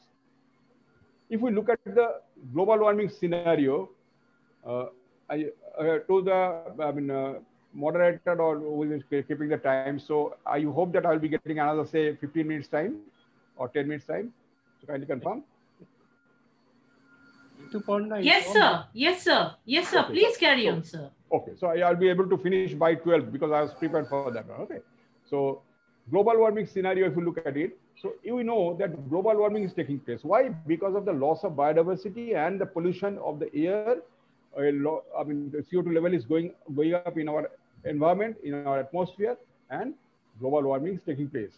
And when the scientists measured how much warming has taken place from the pre-industrial level means when man had not been very actively damaging the environment, causing an active change in the environment through its own activities. So from 1960 to 2020, that is over a period of, say, how much? 60 years. The global temperature rose by almost 1.2 degrees Celsius over the pre-industrial level. If we take the pre-industrial level, average global temperature as say 27 degrees Celsius, then it had become 28.2 degrees Celsius by 2020, as of today. Now, if we make a mathematical projection to this change, to the increase that is taking place, we'll find that between 1960 and 2050, that is over a period of 90 years, the average global temperature will be rising by 2.8 degrees Celsius over the pre-industrial level. Now, what are the causes of this global warming? Emission of greenhouse gases, all of us know, the CO2, methane, nitrous oxide, CFC, which are adding to our troposphere level, burning of fossil fuel adding CO2 to our environment, and the land use changes, the cutting down of the forest and cutting down of destruction of the wetlands is also causing land use changes. The capacity of the forest or the capacity of the wetland to absorb CO2 from the atmosphere and convert it into oxygen is being lost by the human activity of development. Now, due to global warming, we find that the sea level is rising all over the world. We know that our civilization, most of our ancient and the present civilization are established along the coasts of the oceans, or seas or rivers, and they are almost at the mean sea level. Now, if the sea level rises even by say 2 or 3 centimeters, then what will happen is that water that will enter into the cities will never be able to go out of the cities and towns. So they will be under permanent inundation. The scientists have found that between 1880 and 2013, the global average sea level rise was around 20 centimeters, has been 20 centimeters. That is 8 inches of sea level have already risen from 1880 till 2013. And a satellite survey shows that between 1993 and 2009, there has been a faster rate of increase of sea level. It is almost 5.3 centimeter over a period of 16 years only. So 2 inches increase in sea level over a period of 16 years. And they forecast that, I mean, if the present trend continues, then maybe in another 50 years time, most of the mega metropolitan cities like the New York, the Florida, even some parts of California, and then Kolkata, Mumbai, Chennai, Singapore, and all the cities will be underwater. So what will happen to our development? What will happen to our computer development? We are developing artificial intelligence. We are developing machine learning. But who will be doing that one? We have to go to Mars for survival. So the impact has been the glaciers have been melting. The snow levels are coming down, going up rather. Snow levels are going up. Arctic ice is melting, leading to sea level rise. And there is change in the precipitation pattern. Nowadays, we don't get rains during the month of June. I remember 30 years back, after I joined the service, so we had been celebrating our forestry week, Aranya Shapta or Bana Mahotsav, on 14th of June.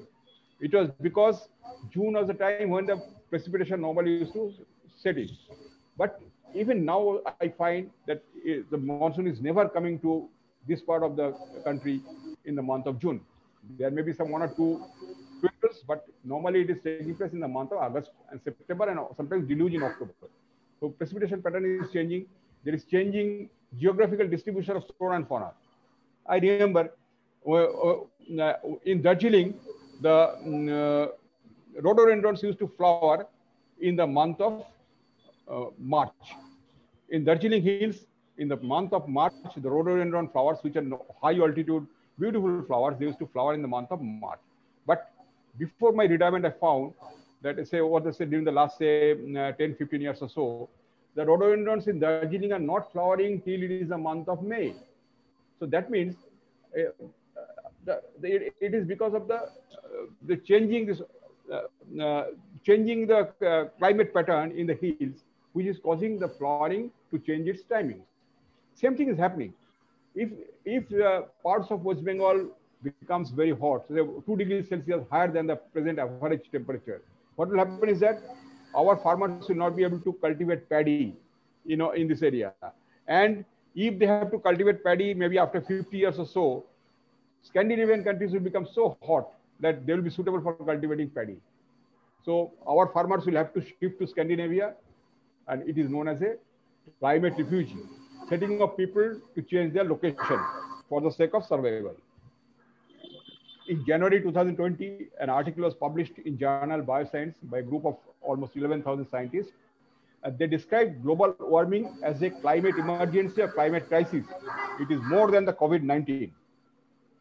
The threat that is not perceived by the human society, but actually should be realized, is that is going to be more threatening for the entire human society. And according to a paper published by Mr. McCallum in Biodiversity and Conservation, a very, very famous journal, it has shown that the last mass extinction, that is extinction of the dinosaur and other most of the plants and animals, took place on Earth 65 million years ago. The reason might have been some physical, impact of some meteors with the Earth and creating so much of dust in the atmosphere that the sunlights are never able to reach the surface. And because of this darkness all around for thousands of years, most of the plants and animals, they became extinct. But now, during the last 200 years, we are going to exceed the activity of a meteor hitting the Earth. The magnitude of extinction has exploded since 1980. That is when the new industrial activity, new expansion of industrial activity started with a much bigger boom. The loss of the species has been 70 to 300 times larger than the Cretaceous period. That is the period prior to the last mass extinction. And the scientists say that if the recent level of extinction continues, then most of the vertebrate groups will be extinct from Earth within a century or no, less than that one. Now, all over the world, the people, especially the scientists, are very much concerned about it. So what they did is that in 1972, in Stockholm, a convention was held, inviting most of the heads of the countries in the world. So it is known as the Stockholm Conference of 1972, in which it was agreed that it was organized under the United Nations Environment Program. It was agreed that we should conserve our Earth, we should conserve our nature, and we should conserve our human society. Then after another 20 years, it took another 20 years for everybody, for the leaders of all the countries to realize that now we have come to almost an end of the road. So unless we do something, we shall not be able to go back. Our back is on the wall. So they met together, almost more than 150 countries got together at Rio in Brazil on 5th June 1992, and they drew up United Nations Convention on Biological Diversity. So basically, the objective was to agree to conserve biological diversity in all the countries of the world. And then if the biological resources have to be used, the natural biological resources have to be used by the mankind for their benefit, then it has to be a sustainable use. And whatever biological resources are collected from a developing country and used by the developed countries for production of medicines or for production of food or whatever it be, and making a profit, the profit has to be shared between the developing country and the developed country, between the supplier and the producer. Okay. And at the same time, in May 92, Another Earth Summit was held at Rio de Janeiro. It shows that the people all over the world, especially the scientists all over the world, had started becoming aware of the need for conservation. They say that we are heading towards a massive catastrophe, a climate catastrophe. So they say that the emission of the greenhouse gases to the environment has reached such a stage that we should try to control it. It should be brought under control. And a Kyoto Protocol was drawn up, which said that all the state parties, that is all the participants to the Kyoto Protocol, should reduce GHG emissions. And the reduction of the greenhouse gas emissions should be the primary responsibility of the industrialized nations, because it was believed that only the industrialized nations produce maximum amount of GHGs and maximum amount of pollutants to our environment. But Kyoto Protocol was not a success, because the industrialist countries which emit the greenhouse gases in the environment, that they do it because of the industrial activities. And if they say that if we have to reduce our GHG emissions, we have to reduce our industrial activity, which will be affecting our economic growth. We cannot do that one unless everybody else in the world participates in the program. That is, even the developing countries also participate in that one. And secondly, unless some incentive is given to us for looking for alternate energies, for which we have to invest a lot of money for developing the alternate energies. We cannot do that one because that will again be a loss, economic loss for us. So Kyoto Protocol never took off. Why they wanted the developing countries also to participate? Because some of the so-called developing countries like China, I don't know whether China is now called a developed country or developing country, but India, so they had been progressing at such a fast pace with regard to their industrial development that China became the greatest polluter on earth. So their developed emission of greenhouse gases is the highest in the world, and India's emission of GHGs is fourth highest in the world. So they said that they also have to control their GHG emissions. Paris, then another say 10 years went by, so there's not much progress at the global level to do something, because people in general in every country were not really concerned about this. Only the scientists have been talking about it.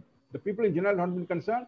The politicians and the industrialists and the, those who are pursuing the commercial activities are never concerned about the need for conserving this, our nature and bringing down the pollution level. So in 2015, again, there was a peer pressure from the scientists, and again, the leaders of the different countries, or more than 185 countries, they got together at Paris, and they drew up an agreement that they said, we have gone too far, too much progress have been made towards our destruction. So they set a goal of limiting the global warming to well below 2 degrees Celsius as compared to the pre-industrial level. That is, whatever global average temperature is there in the pre-industrial level, in future, it should not go above 2 degrees Celsius of that one. And we should try to keep it confined to rise by 1.5 degrees Celsius, so that we are not getting scorched, literally burnt by the global warming. Paris Agreement for the first time showed that 195 countries across the world are willing to work together to fight the global warming.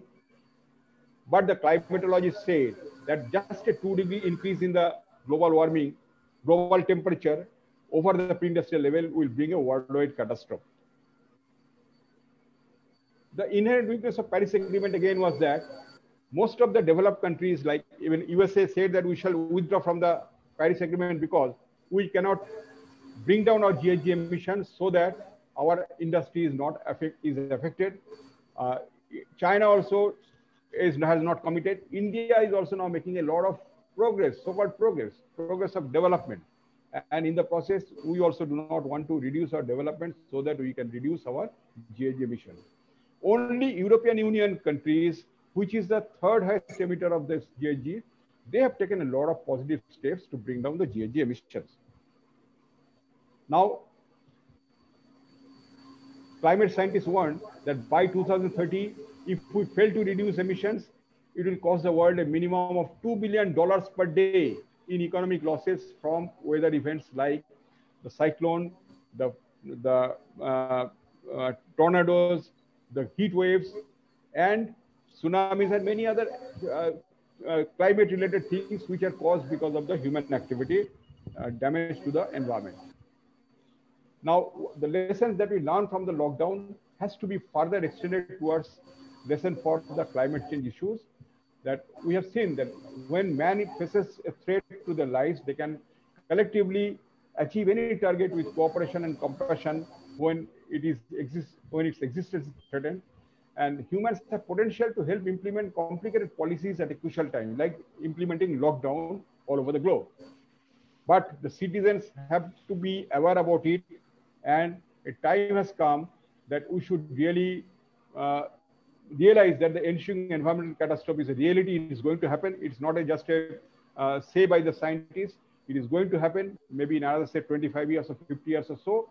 And when it comes, there'll be no beginning or no end to it. So there'll be rather the end to the human civilization. And at this stage, we should really reframe our mindset. Everybody, every citizen, every politician, every government should reframe its mindset to go for a new normal. And what is a new normal? It is a new normal in which the development will be sustainable. Development sustainable means we have a linkage between the conservation of nature as well as the development, technological developments or industrial developments. So they should be supplementary or complementary to each other. We cannot destroy our nature and go for industrial development to make our lives easier. We cannot sacrifice all our development and go back to the forest, because that will again not be that is not possible in the present world. So we must have a balance between the conservation and development. And in the process, we have to reframe our mindset. We have to realize that if we want to have something which we call that is an entertainment, or which is a pleasure for our mind and body, and for which we have to destroy our nature and achieve that one through whatever be the means. So we should try to reframe our mindset. A new and more effective new normal concept has to be formulated, in which every government, every community, every individual should consider it their responsibility in implementing it in order to save our lives from certain disaster. Many of our unsustainable activities, when controlled, will give us clean air, water, and much better environment to live in. And the COVID-19 has shown that man can survive, progress, and live happily even without destroying our nature. So, gentlemen, thank you very much. And we have to believe in our hearts that we have to conserve our mother nature so that we can have progress, we can have development, and also have sustainable development by conserving our nature, and we can make the human civilization also sustain and survive in future. So thank you very much. I hope that I have not exceeded my time limit. Thank you again. Thank you so much, sir. You are perfectly on time. On time. Thank you so much again. Okay, thank you very much. And thank you for throwing light on this alarming scenario that the global temperature is going to rise by 2.8 degrees Celsius, which is a huge, huge figure. Yes. And I'd like to mention that, I mean, we, all of us, at least those who are attending the webinar, should believe in the mind, believe from the heart, that if we do not treat this as a major, much more serious catastrophe as compared to COVID-19, then we are going to see the end of the world. Thank you very much. Exactly. We should believe and we should practice it too. Being yes, foundation of practicing geographers, family members, we should practice it too. Maybe from this moment on. And you have thrown light on the need to conserve the biological diversity. I mean, more with the new normal post-COVID-19 should put more emphasis on the sustainable approach, which we have been learning and reading about since the days of 1990s. But I think this is high time we should put into practice now, this sustainable approach, not only in pen and paper, but in actual practice.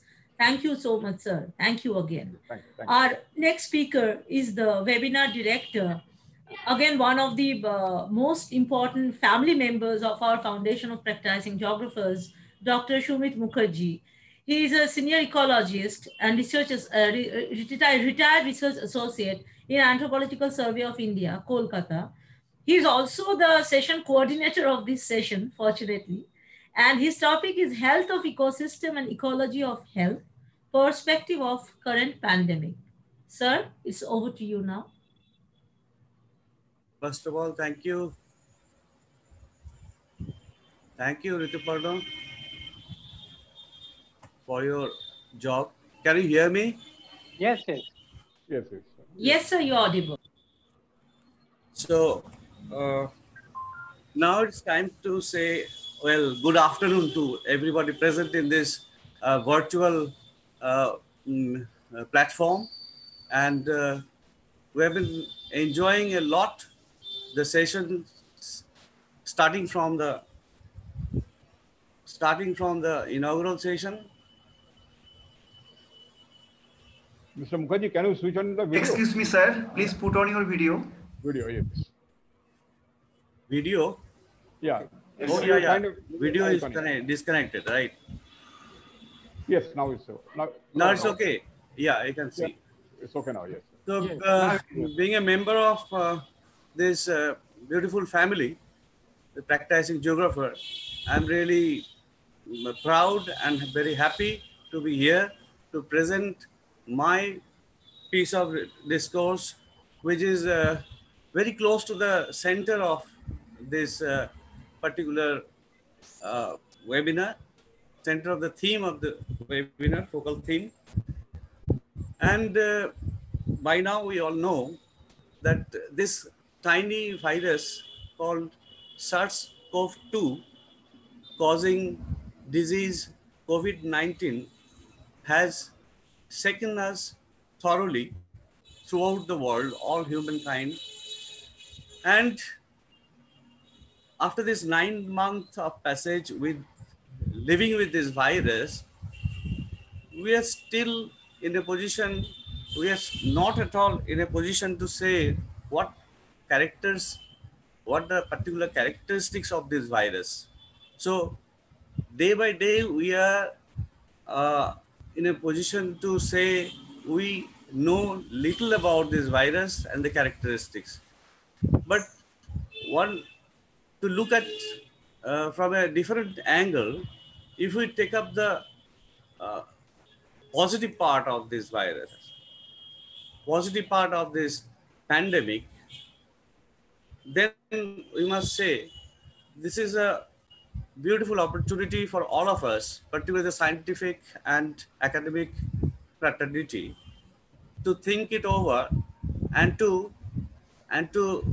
put some resolutions, practical resolutions, which are practicable at the end of this seminar, and to take those resolutions out of this seminar platform to the real life. Now let me start my presentation. I will share the screen for PPT.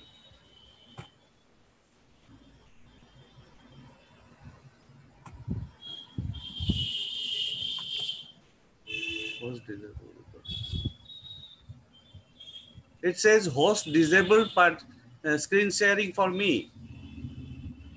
Developer, can you help me? My system says. Sir, Okay. sir, you can share now. Now it's okay. You can share. Yeah. Now I sure. can.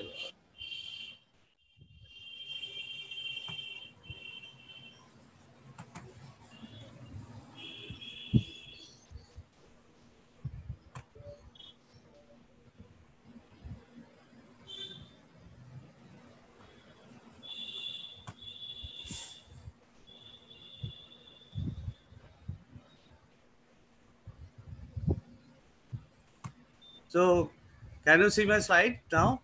Yes, yes. Okay. Yes. So, as I said, this theme is very close to the center of this focal theme of this webinar. And now, let me try to give you some fact sheets at first to justify that we are in the right theme in the right time, and we have a long way to go with this current theme in our, not only in the academic but in the practical life. So my theme, I'm really thankful to Dr. Atanu Raha, IFS for covering most part of my first part of the title, that is the health of ecosystem. So I will cut short in that way. I will uh, quickly go through certain primary slides. So now let us take what I appeal, that let us take this pandemic as the final wake up call. I think all will agree. Why this is the final wake up call? It is already established and known to us, but still giving a reminder that this particular pandemic, this virus, this disease has practically uh, mm, send us the message that humankind is really vulnerable to the ecosystem degradation.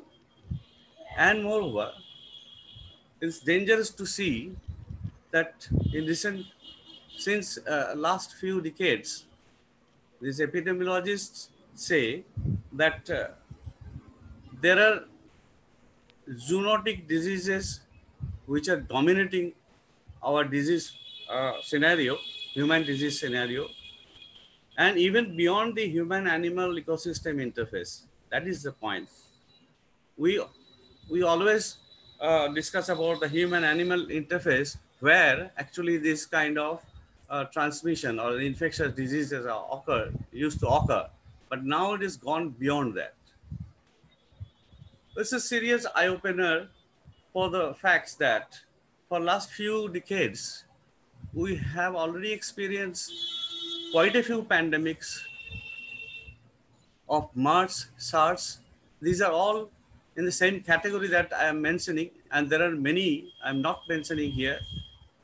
In the COVID-19, in the COVID-19 or the SARS-CoV-2 virus is the seventh in the family of coronavirus, and we already experienced how dangerous was the MERS and SARS in terms of mortality or case fatality rates. Though we are lucky that SARS-CoV-2 or the uh, COVID-19 has very low case fatality rate, but this is one of the most virulent. So why SARS-CoV-2 is almost unmanageable by the humankind in this modern world of science and technology is primarily that before we actually uh, were aware that there is a virus, new virus, the whole world got infected. And afterwards, we came to know that this is the most virulent virus among the coronavirus family members already we have experienced. And then another serious eye opener is that at present, the epidemiologists say almost 75% of new human diseases and 60% of all communicable diseases are zoonotic in origin. That is another warning thing.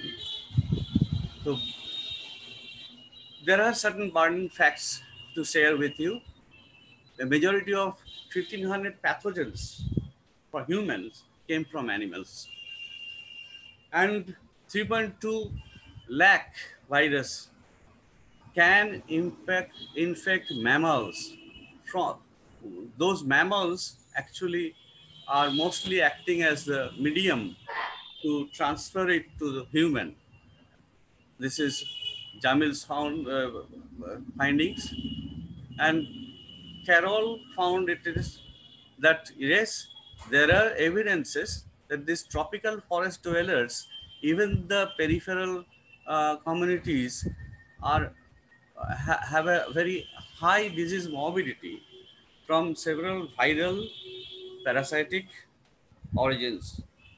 So these forests are not really uh, our pristine environment in that way, because those forests, those purely healthy forests, are very less. Most of the forests we have at present are either degraded or diseased. So here is our turn to say something, do something. As a geographer, okay, most of us here, the platform is dominated by geographers, but I know the natural scientists and others also should agree with me that we have lots of things to do. Now, we don't we have to cross our limits, or uh, to reach other domains like the medical sciences. Medical sciences do provide us the health care, but cannot really provide us the key to prevent those diseases, or to understand the pattern of those diseases, to understand the occurrence, or predict. They cannot really predict a disease. So here comes the part to play by the natural and social sciences. Even the human culture is one of the most important aspect in understanding disease and health. I will come to I will in the later stage of my presentation, because actually I've been working in all biosphere reserve for last 10 years of my career. I've been working with in the biosphere reserves of India, from in with Anthropological Survey of India, and there I studied the health of the forest dwellers in particular. So these are all already discussed. So health of ecosystem is already highlighted, very much well discussed by Dr. Raha. So let me skip it, but with some notes that uh, uh, well, there are there are nearly 8.7 million species provide secured livelihood to mankind. Okay, can we live with somebody says, okay, if there is no forest, what happens? These are very foolish questions. We cannot really wipe out all the organisms we don't need. It cannot be so.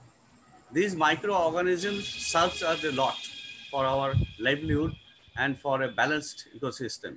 Almost 1 million species are going to be lost, going to be extinct within next 50 years. Still, we have time to think about. We have already dangerously altered 75% of land and 66% of sea into almost an irreversible stage that is already calculated. Now coming to my second part of the presentation, the ecology of health. We geographers and ecologists, we understand ecology of health refers to the fact that human health is influenced by ecological conditions. It is nothing new.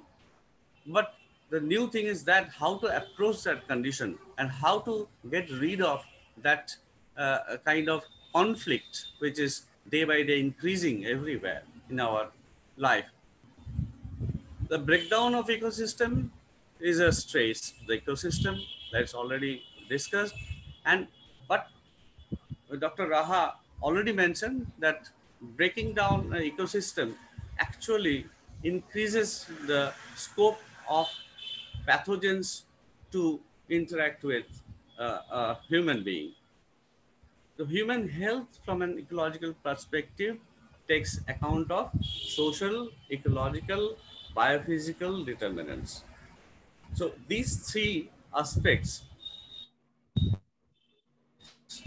we can well try to tackle the social and ecological part in particular, and biophysical part also, in working with them, the medical scientists. There are some definitions, because this is really amazing that way back in 1956, Greek mentioned it thoroughly in in one of his famous books, that health is a dynamic equilibrium between human and organism. It's a dynamic equilibrium. Sometimes it falls and sometimes it rises, but it maintains a kind of equilibrium at its own. So if the ecosystem is healthy, and human activity is also at par with the ecosystem maintenance, then only the equilibrium of human and organism is maintained. Otherwise, he mentioned that disease is the maladjustment of human organism to the environment. Then came the theory of disease ecology in 1958, where Jacques May mentioned the paradoxical relation between human health and environment. What is that? He said the environment we are living in, or the ecosystem services we are getting, or the natural resources we are using or thriving on, are equally vulnerable at the same time. So the same water, which is a life for our living, which is called life, water is called life. But that same water, if damaged or if anyhow altered, gives you typhoid, gives you all intestinal diseases, even malaria. So, uh, and you see, back in 400 BC, the famous Greek physician Hippocrates too first mentioned the dependency of health, human health, on the natural environment. So these are very old concepts, but we didn't understand things. We didn't follow the norms. So now we are in a position where we have to do something. We have to act now. Otherwise, the whole humankind is in danger. Now coming to the little bit of history of this transmissible, or what you call the infectious disease. Uh, we are now talking loud about these pathogens, but where from they come? There's a Cockburn's old study, an already published study. They established the fact that these pathogens or the microorganisms existed well before the continental drift happened. That is 100 to 200 million years ago. Can you believe? There are two clear examples of trypanosomes and leishmaniasis. Two particular pathogens are carried through the time, through millions of years till today, causing certain diseases. And then another finding says by Harrison that the protozoas, several protozoas actually evolved inside our human intestine from the period of primates. So it's a very long history of these protozoas, which we are now still suffering from. Again, the example of malaria and yellow fever are very interesting, that these parasites evolved few thousand years in man, ape, and monkey parallelly. So these are the examples from where we understand that the microbes of microorganisms, which we partly call the pathogens, the virus, bacterium, or the protozoas, those were the earliest inhabitants or earliest life form in our earth before human being came. And we, at this stage, at the very advanced stage of human evolution, we are in conflict with them. But if we look back, you can say this was a huge coexistence, or we had a very long co-evolutionary time, or a dialectic relationship with this environmental components since 3.5 billion years. The great migration of Africa, out of Africa, allowed the pathogens carried in man's intestine, like protozoa, worms, lice, mite, etc. But not all other pathogens. A few were carried in human through human.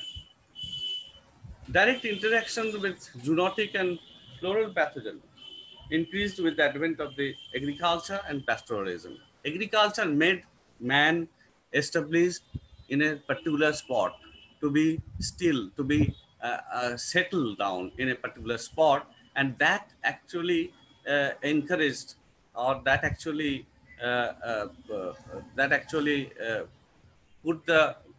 put human very close to other pathogens, and also the pastoralism increased the interaction with animal and man in the history.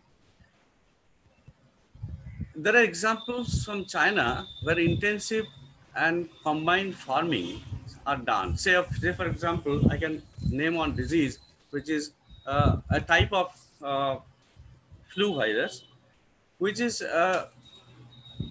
very much there in China, wherever there is a intensive or mixed farming of uh, swan, of the pig and the duck. Pig duck combination farming is very, very, very useful in China, but that actually increased appearance of different kind of flu viruses, and which spread all over still now. And in other parts of world also, we have found that different viruses came for different reasons, which can be related, which are related to deforestation, climate change, etc., etc.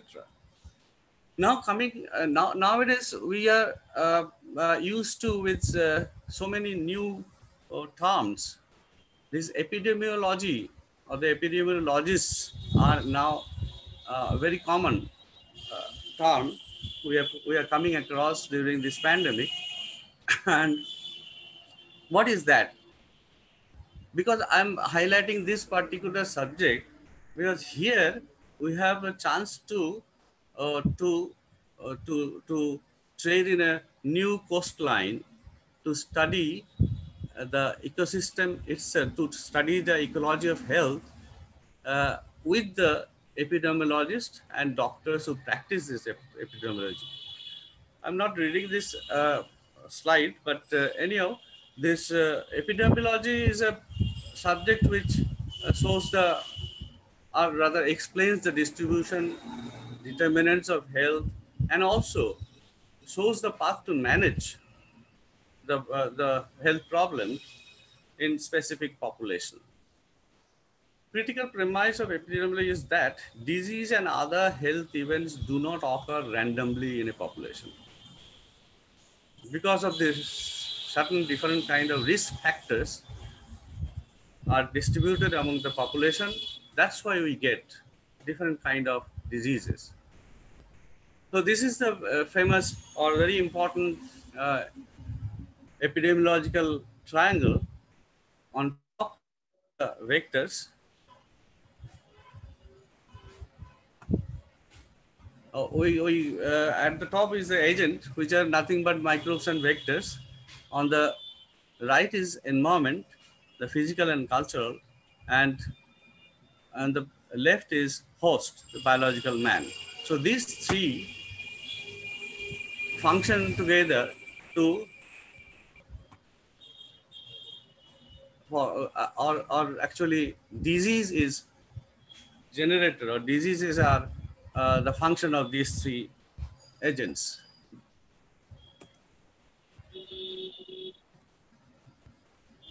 Now, where do we stand now? Certain more few facts let me share here. With 1.34 billion people, 500 times more livestock, and 700 times more poultry in our country, with a huge density, the chances of animal and human contacts are high. So is the high chances for disease transmission of the infectious diseases. This increases the potential for the emergence, circulation, and sustenance of new pathogens. India has also lost about 14,000 square kilometers of forest over 30 years. Then we have to remember, India has a very large number of species of bats. Bats are a very well-known carrier of this kind of pathogens. So we are called, now it is known to everybody that India is called pathogen hotspot. Coming to my own experience, we have worked among the forest dwellers And forest health of the forest dwellers are a bit different, or the transmission dynamic is different in forest. So there are very clear-cut relationship exist with the health of the forest dwellers and certain diseases. Even the transmission, even the infectious disease characteristics are different and very vivid in among the forest dwellers. Then high correlation between diversity of parasite and infectious disease. Then forest ecosystem is responsible for huge disease burden of the inhabitants. That was mentioned by Jacques May in his theory, where he actually showed us the paradoxical situation. Now, let me give some examples, data from my research for last 10 years. You can see on the left is a 5 biosphere reserves I have named: Walked, Manas, Dibu Saikwa, Nokrek, Dihang Dibang, Cold Desert. These are located in Himalayan foothills, Riverine Island, Plateau with mixed forest, Eastern Himalayan, tropical Caribbean, and the Trans Himalaya, very high altitude Trans Himalaya beyond 10,000 feet. And if you look at the disease ranking, the major disease groups, then you will find it easily how vulnerable we are from this kind of flu diseases or acute respiratory infections, ARI. ARI is occurring in 3 of the biosphere, irrespective of their geographical location. And in one, this is ranking second, and in case of Nokrek plateau, it is ranking third because malaria is very endemic there. So we have several points to ponder. Just I will take 2 more minutes. I understand my time is almost over. So here I suggest, or I want to focus on One Health approach, which is already recognized by the CDC, the World Health Organization, and governments and organizations around the world. What is that? A simple example is that to treat the rabies in human being is not treated. We don't have any rabies vaccine or rabies kind of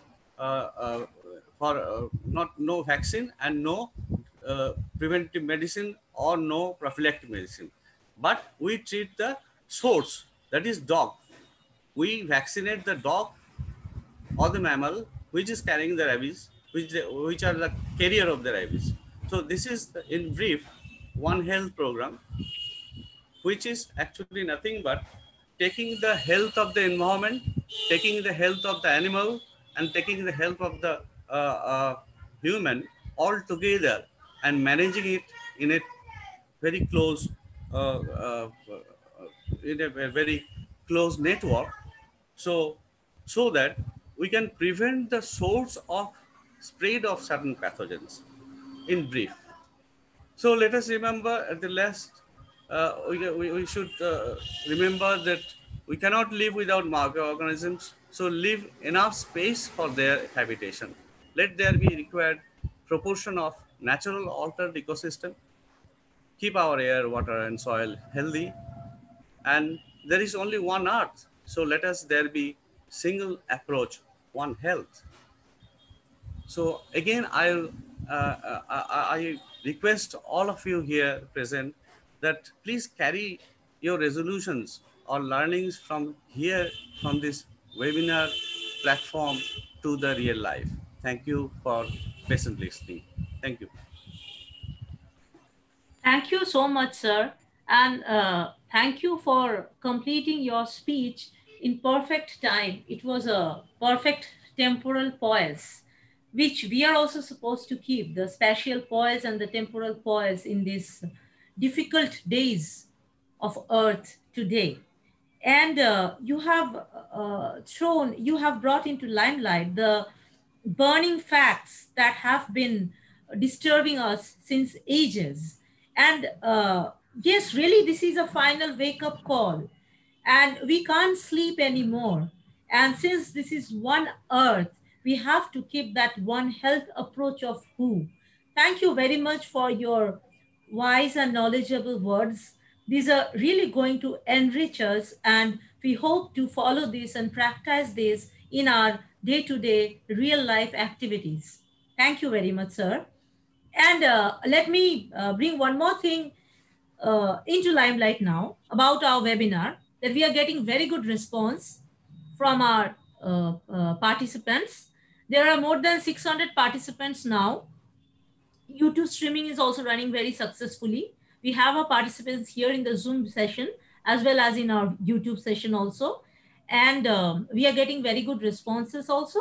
And whatever questions are being asked in the chat box has already been mentioned. I'm mentioning it again now, that they are going to be handled tomorrow in the technical session 4 along with the delegate session. We have amongst us our next speaker, Professor Ravi S. Singh. He is the professor, Department of Geography, Institute of Science and adjunct faculty at the Bhojpuri Study Center, Banaras Hindu University, Varanasi, UP. And his topic is COVID-19 and the experience of stakeholders in higher education in India. Sir, the stage is all yours, please. Thank you. Yeah, I'm here. One second. Let me share this.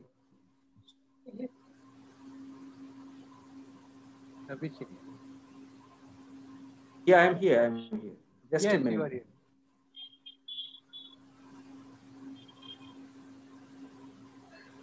Is my PPT visible to all of you? Yes. Okay.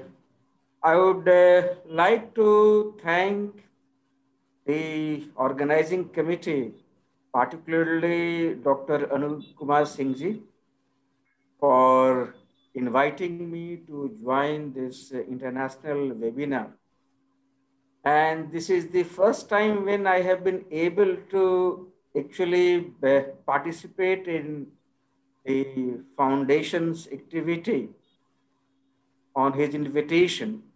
In case of the earlier occasions, I was not able to join because of certain pressing reasons locally. So thank you, Dr. Arun Singh ji and your other team members. As it has been already announced by the anchor of this session, that I am going to speak on COVID-19 and the experience of stakeholders in higher education. As you all must have experienced, this pandemic has caught us unaware. So whether it is the teacher or the parents or the students or even a layman, everyone has been caught unaware. And because of that, we find that the impacts are quite wide-ranging and they are also varied in nature. Similarly, we find that this pandemic has affected not only the universities and the institutions of higher learning, but also the colleges and schools. Of course, the experience has been different with a good degree of common sufferings. And because of the difference in terms of experiences and responses, we find that geographies of this experience has also developed, which I will be focusing on a little later. The other point which comes to mind is that the idea of a stakeholder is quite new, and generally speaking, we don't talk in terms of the stakeholders whenever we attempt any analysis of what is happening in the educational institutions. And this is a very important perspective, of course, in management and the other fields, in many disciplines. People have tried to understand the problems from the stakeholders' perspective. But this is a new kind of approach. And last year, I could publish one paper in National Geographical Journal of India, where I tried to find out the stakeholders' perspective from the students' point of view. So one can take it as, kind of continuation of that particular exercise. So as we all know, when we talk of the education system across the world, you find a typical pyramidal trophic level structure. It means the base is quite wide and it actually tells us the large number of schools, the school teachers and students. And on the other hand, higher education, with which most of us are concerned with. When I'm talking about higher education, mind you, I have not included the collegiate system because that is entirely a different system. I'm talking about either the universities or the institutions of higher learning, the institutes of research, etc. So they form the tip of this structure, and one may think that why I have subtitled this slide as pyramidal trophic level, because the lower level actually feeds the upper level. And in ecological studies, we know about the trophic levels. So is the relationship of the higher levels of education system with the lower orders. Now, this diagram actually gives you an idea about the general composition of stakeholders in higher education. So as you can see very well that there are internal stakeholders, and on the other hand, there are also the external stakeholders in any education system, including the higher education. So when we talk about the internal stakeholders, that starts with the higher education governing councils, that includes the administrators, students, faculty members, and also the support staff. And on the other hand, when you talk about the external stakeholders, you find that the government oversight organizations, parents, employers of labor, which is being trained in the higher education system, or different organizations which compete to take over the market provided by higher education. All of this and society at large is the major stakeholder in case of education system, including higher education. So here, when you talk about the say idea of stakeholders, now here I have put a question mark knowingly, because we have seen that during this pandemic period, either regulators are having their say or the market is having its say. If you watch your television sets very carefully, these days we come across many advertisements which are trying to capture this gap or void which has been created because of the closure of the schools or the colleges or the university departments. So that's why I have put the caption of this slide as idea of a stakeholder's role collapsed or not. So when you talk about the responses of the regulators and administrators, which are very important when we talk about the stakeholders in higher education, we find that the most important response was total shutdown. So when there was total shutdown, classes got closed, hostels were vacated, hostel inmates were sent off to home. In our university, those students who were not able to go home because the trains and buses were not plying, they were sent through the university level arrangement. Our 12 buses were sent off to 12 different routes of the country. And wherever we were not able to send the big buses, there we sent the students through the taxis. And that is how we were able to vacate the hostels. And similarly, we find that the online mode of teaching and assessment has been made mandatory. And if you recall a statement given by Vice President of India, then he said that we will have to prepare ourselves for a new normal. So even in the days to come, if we are able to resume the normal core of activities in the departments or colleges or schools,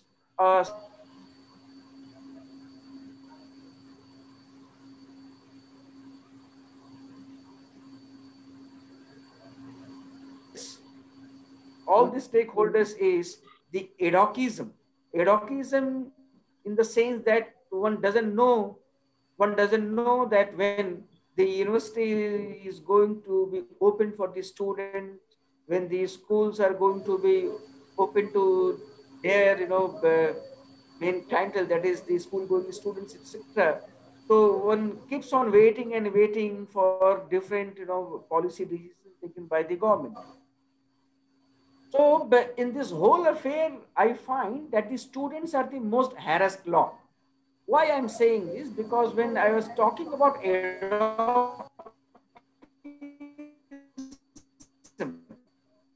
this adultism has led to news and everywhere. Even the newspapers or the media channels are not able to provide a very, clear and concrete idea about what is going to happen the next month or the next fortnight.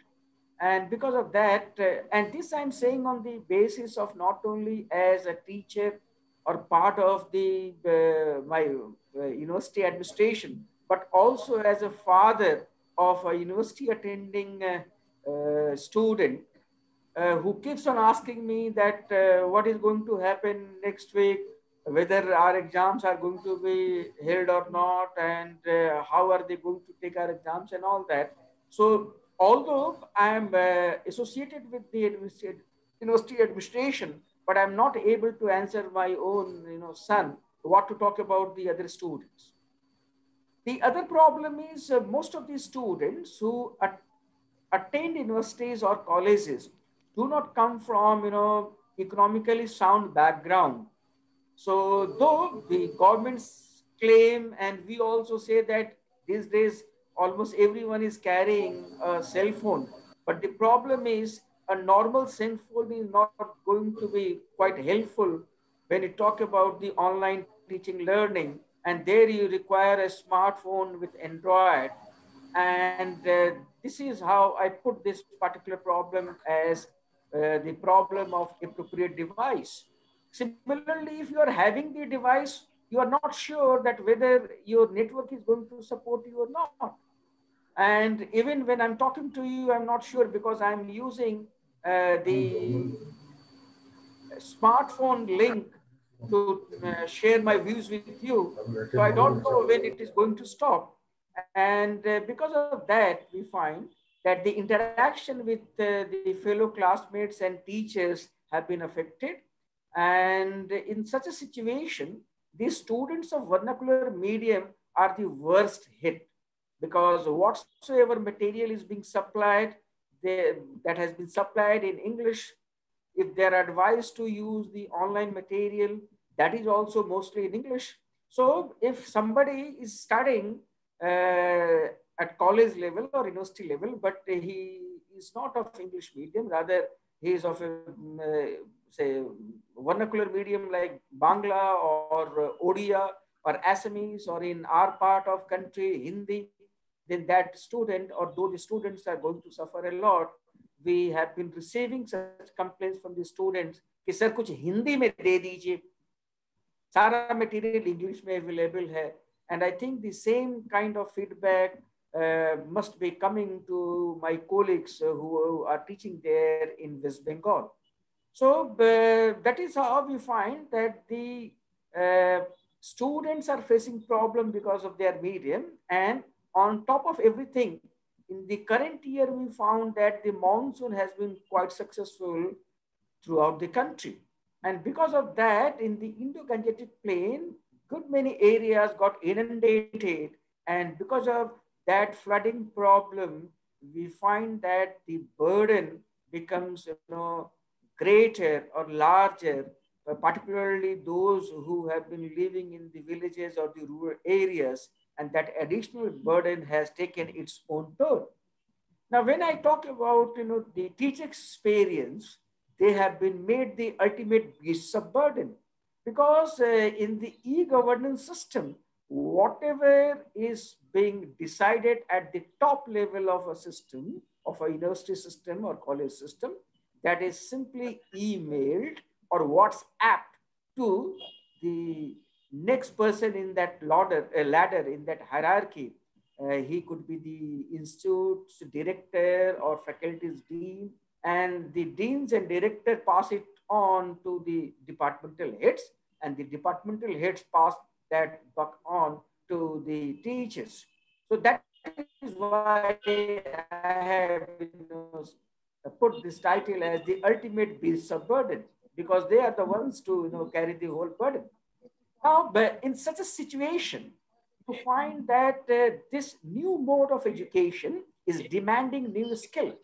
This is, I think 13th or 14th lecture online, and I have found that in many cases, even the seasoned faculty members were having problem in handling Zoom or Google Meet and things like that. And that is why, the first issue which comes to my mind is that this new mode of, teaching learning is putting, say, a new demand on the teachers. And that is why there is difficulty in terms of, handling your laptop or smartphone. So a new kind of challenge has emerged, that is the digital challenge. And if you are a faculty member who is digitally challenged, then you won't be in a position to deliver to your students, no matter how smart are your students. And because of that, you find that there is, panic among the teachers also because of this new pressure, because you are also supposed to evaluate or assess the answer scripts in the short form. Somewhere they will send their answer scripts and that will be transferred to you. You have to read it on a screen and do the evaluation. Then the teachers, like their students, also have been the victims of hedonism and prevalent confusion, which I referred to with regard to the students. And most of us don't have the appropriate device or workstation at home. So their burden again is increasing because they are not able to work from home as it is required. When you talk about the standard operating procedures, etc., which are revised time and again by the governments, may that be the central government or the state government. Network and connectivity is equally important. But on top of that, the data is very, has emerged as a very important issue, that if you are having, even if you have, got your mobile phone recharged, but the data offered by any company is limited. And for that, you have to spend extra money. And many teachers are actually raising this issue that from where we will get that money and why should it be spent on extra data which we don't require for our personal purpose. And interaction, as it happens in case of the students with the fellow teachers and students, and the use of vernacular medium is equally, troubling these teachers as much as these students. So when we talk about this, stakeholder idea, parents are also actually bearing, this brunt. And the first point which comes to my mind is the livelihood insecurity. I'm talking about those parents who are not economically very sound, not very well off. So those who have lost their jobs, or those who are not getting, the, wage every day, they're not getting, some work every day on the daily basis. So in their case, the livelihood insecurity becomes the first problem. And because of the livelihood insecurity, the income has become stable in all those households or in all those families. And on top of that, the students who are attending different educational institutions are putting in new demand in front of their parents. And that has again made the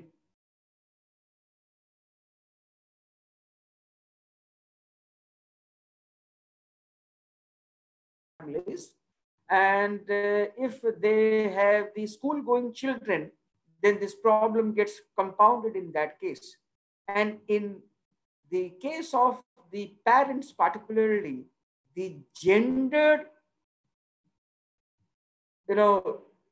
and greater challenge for single parents, single female parents families is more difficult to handle. And if somebody put a question, I will explain about it. So if I'm talking about the COVID-19 pandemic experiences in these terms, how to read this particular period. If you discuss with your colleagues, you may find that they are divided into two groups. One look at it in a pessimistic manner and says that all kinds of problems have suddenly cropped up, hell has broken down. But the others say that the COVID-19 has given us opportunities, and they say that the opportunities in disguise. But I have put a question mark that how many of us really treat this pandemic period as opportunity, or how many others, whether those who see it as opportunity are greater or larger in number, or those who take it otherwise are greater in number. So in such a situation, what could be the future? One thing is very clear, that we are moving towards a more digitized society, whether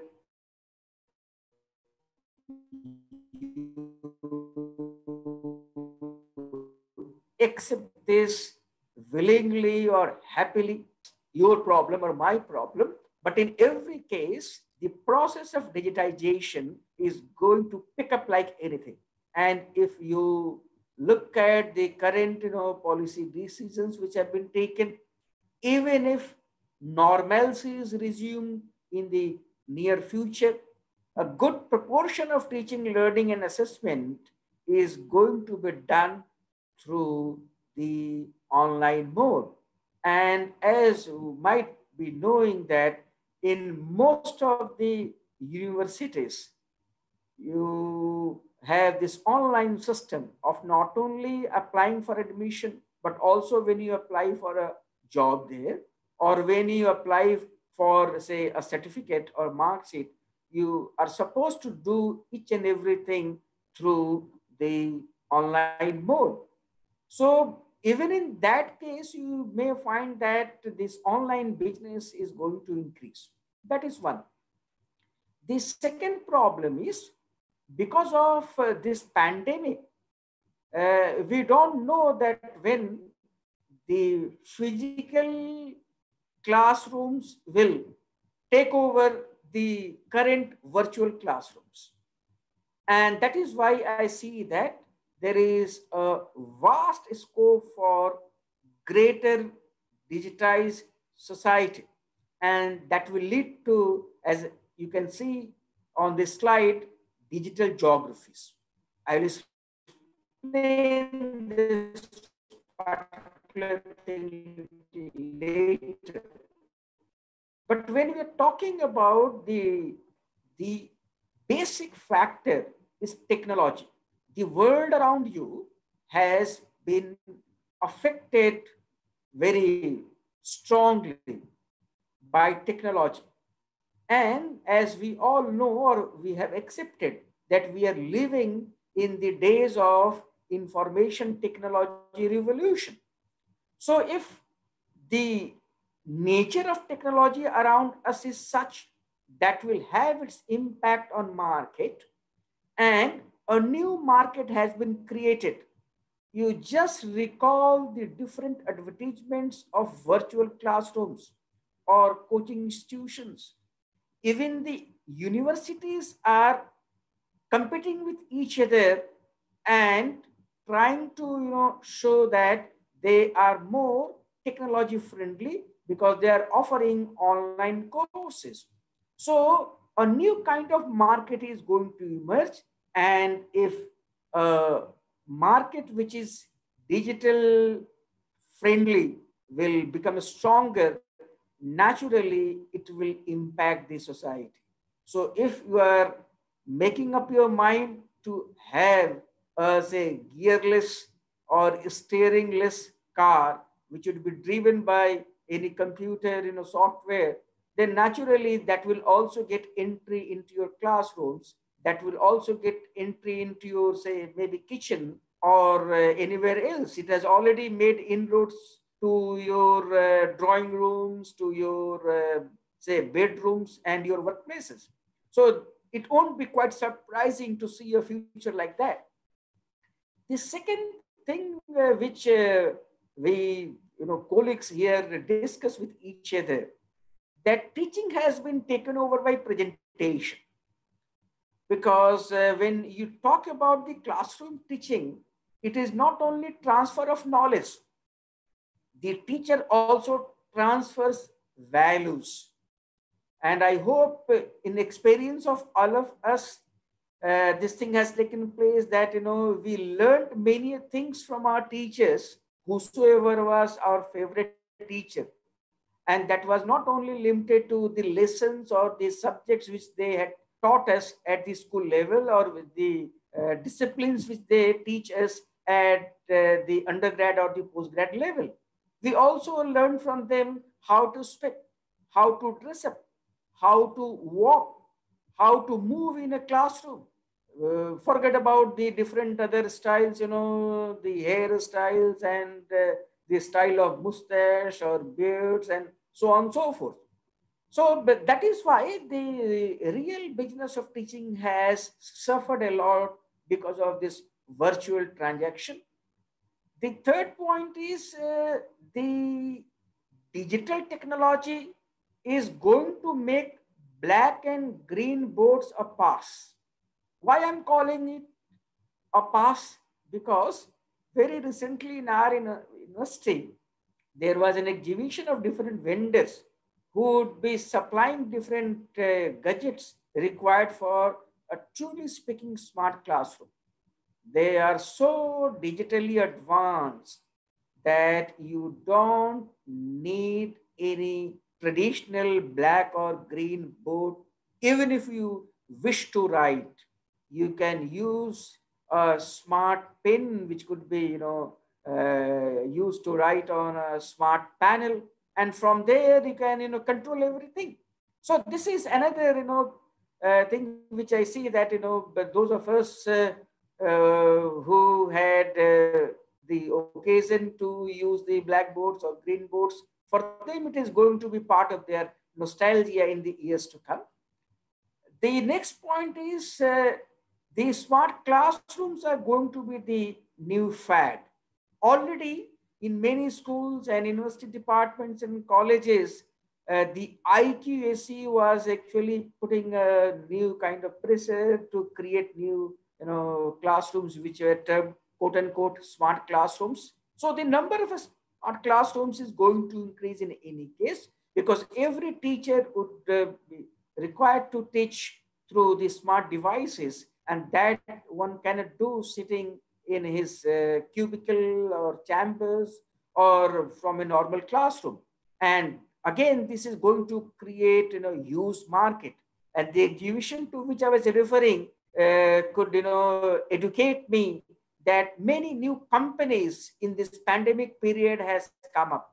We know about the new manufacturers who are actually producing or manufacturing sanitizers and things like that. And on the similar line, we also find new companies emerging up who are ready to supply these smart classroom devices. So if that will happen, a new type of haves and have-nots is going to be created. And this divide would be seen between individuals. Somebody will have a very smart laptop, maybe the Mac device, and somebody will go for assembled kind of device. Similarly, if the individuals are getting divided on these lines, that will also create division between the societies and also the institutions. Because when I'm talking to you from Banaras Hindu University, and it is one of the IOE institutions, chosen institutions in the country. So maybe we won't be, filling the fund crunch as a college in an interior part of the country may face, or a state university may face. So that is why I say that, a new kind of dividing line is going to be created, and that will divide the whole society into new types of. So the typology of haves and have-nots will change, and that can also give scope for a new kind of research to find out that what is the nature of digital divide and how it has impacted teaching and learning, not only across institutions, not only across districts, but also across the different states of the country. So if that happens, digital quality will become one of the important concerns. So when I'm speaking using my laptop now, it may not have that good quality. I don't know how what kind of video you are able to see, but in the future it may demand for HD quality images as we see in case of the other screens. So altogether we find there is a new market for online education, and similarly it would also give a fillip to the IT industry and the hardware industry, which actually manufacture different kinds of hardware components of the devices which are going to be used in the smart classrooms. So the question is, who would be the ultimate gainer? Who is going to benefit out of this new trend of technology and the market? In every case, the poorer section of the society, whether they come from the majority population or the minority population, whether they come from the so-called general category, when you use the social categories, or they come from, say, OBCs group or the SCs and STs group, whosoever is economically weak, that person or that section of the society is going to be the worst sufferers. But you, I think, might be thinking that I am, talking about the gainer and talking about the losers. In every case, the gainer would be the market. The market which does not care for the poor. And that is the concern of the day, that even if the new mode of education continues in future, say 1/4, 25% of the whole transaction is going to take place online, then my concern here is that the government will have to think of those who belong to this new category of have-nots, because if their requirements are not taken care of, then they would be left behind somewhere, and all that exercise which we have been doing at least since 1947 would become futile, because we will create a new section of people who will form this deprived section. So if that happens, that is a concern for the teachers, for the researchers, the policy makers, the politicians, and also the administrators. Thank you very much for giving a patient hearing. I hope I have not bored you, nor I have taken greater time than what I was allotted. Thank you. Thank you so much, sir. It was very, very interesting, and you have portrayed it in a more interesting fashion, rather in a very systematic and analytical pattern. You began with an analogy so beautifully drawn between the trophic system and the tiers of our education, from school level to highest level of education in India or maybe all over the world. And you have shown that how this online mode, which is mandatory now, has affected the population at all the tiers, at all the levels, and especially the underprivileged and worst affected are the vernacular medium scholars and students. And it has also, online mode has also hampered the education actually, because this digital mode, they have their own hazards, health hazards, related health hazards, especially relating to hearing impairment or visual impairment, so on and so forth. And out of all this digital world, digital gadgets and aids used, ultimately the market economy takes over, and the market economy is the winner. This is really, really a sorry picture in the days of COVID-19 pandemic. And this is high time we should learn. We have also been alarmed from the lecture of Dr. Shumit Mukherjee, and now from your lecture. This is very alarming situation. And once we are out of this situation, we are hopeful. We are looking forward to that we will very soon will come out from the shackles of this virtual world and breathe the fresh air, the fresh oxygen of our actual world again, our physical classrooms again. By that time, I think we have gained a very good lesson, and we should keep this forward for our generation and for the next generations to come. Thank you very much, sir. I think this is the end of our technical session 1, and we will be off for a short lunch break of 1 hour only till we come back again for the technical session 2, where the session coordinator will be Dr. Umesh Kumar, and the session will be taken care by Dr. Shatarupa Denyogi. The platform would be closed now, and it will be open again through the same Zoom link, password and ID at 1:50 p.m. And the same Zoom link, password and ID will be applicable for tomorrow also. So now we are taking a short break from 1 p.m. to 1:50 p.m. till we start again at 1:50 p.m. We log in and we start our technical session 2 at 2 p.m. Thank you very much.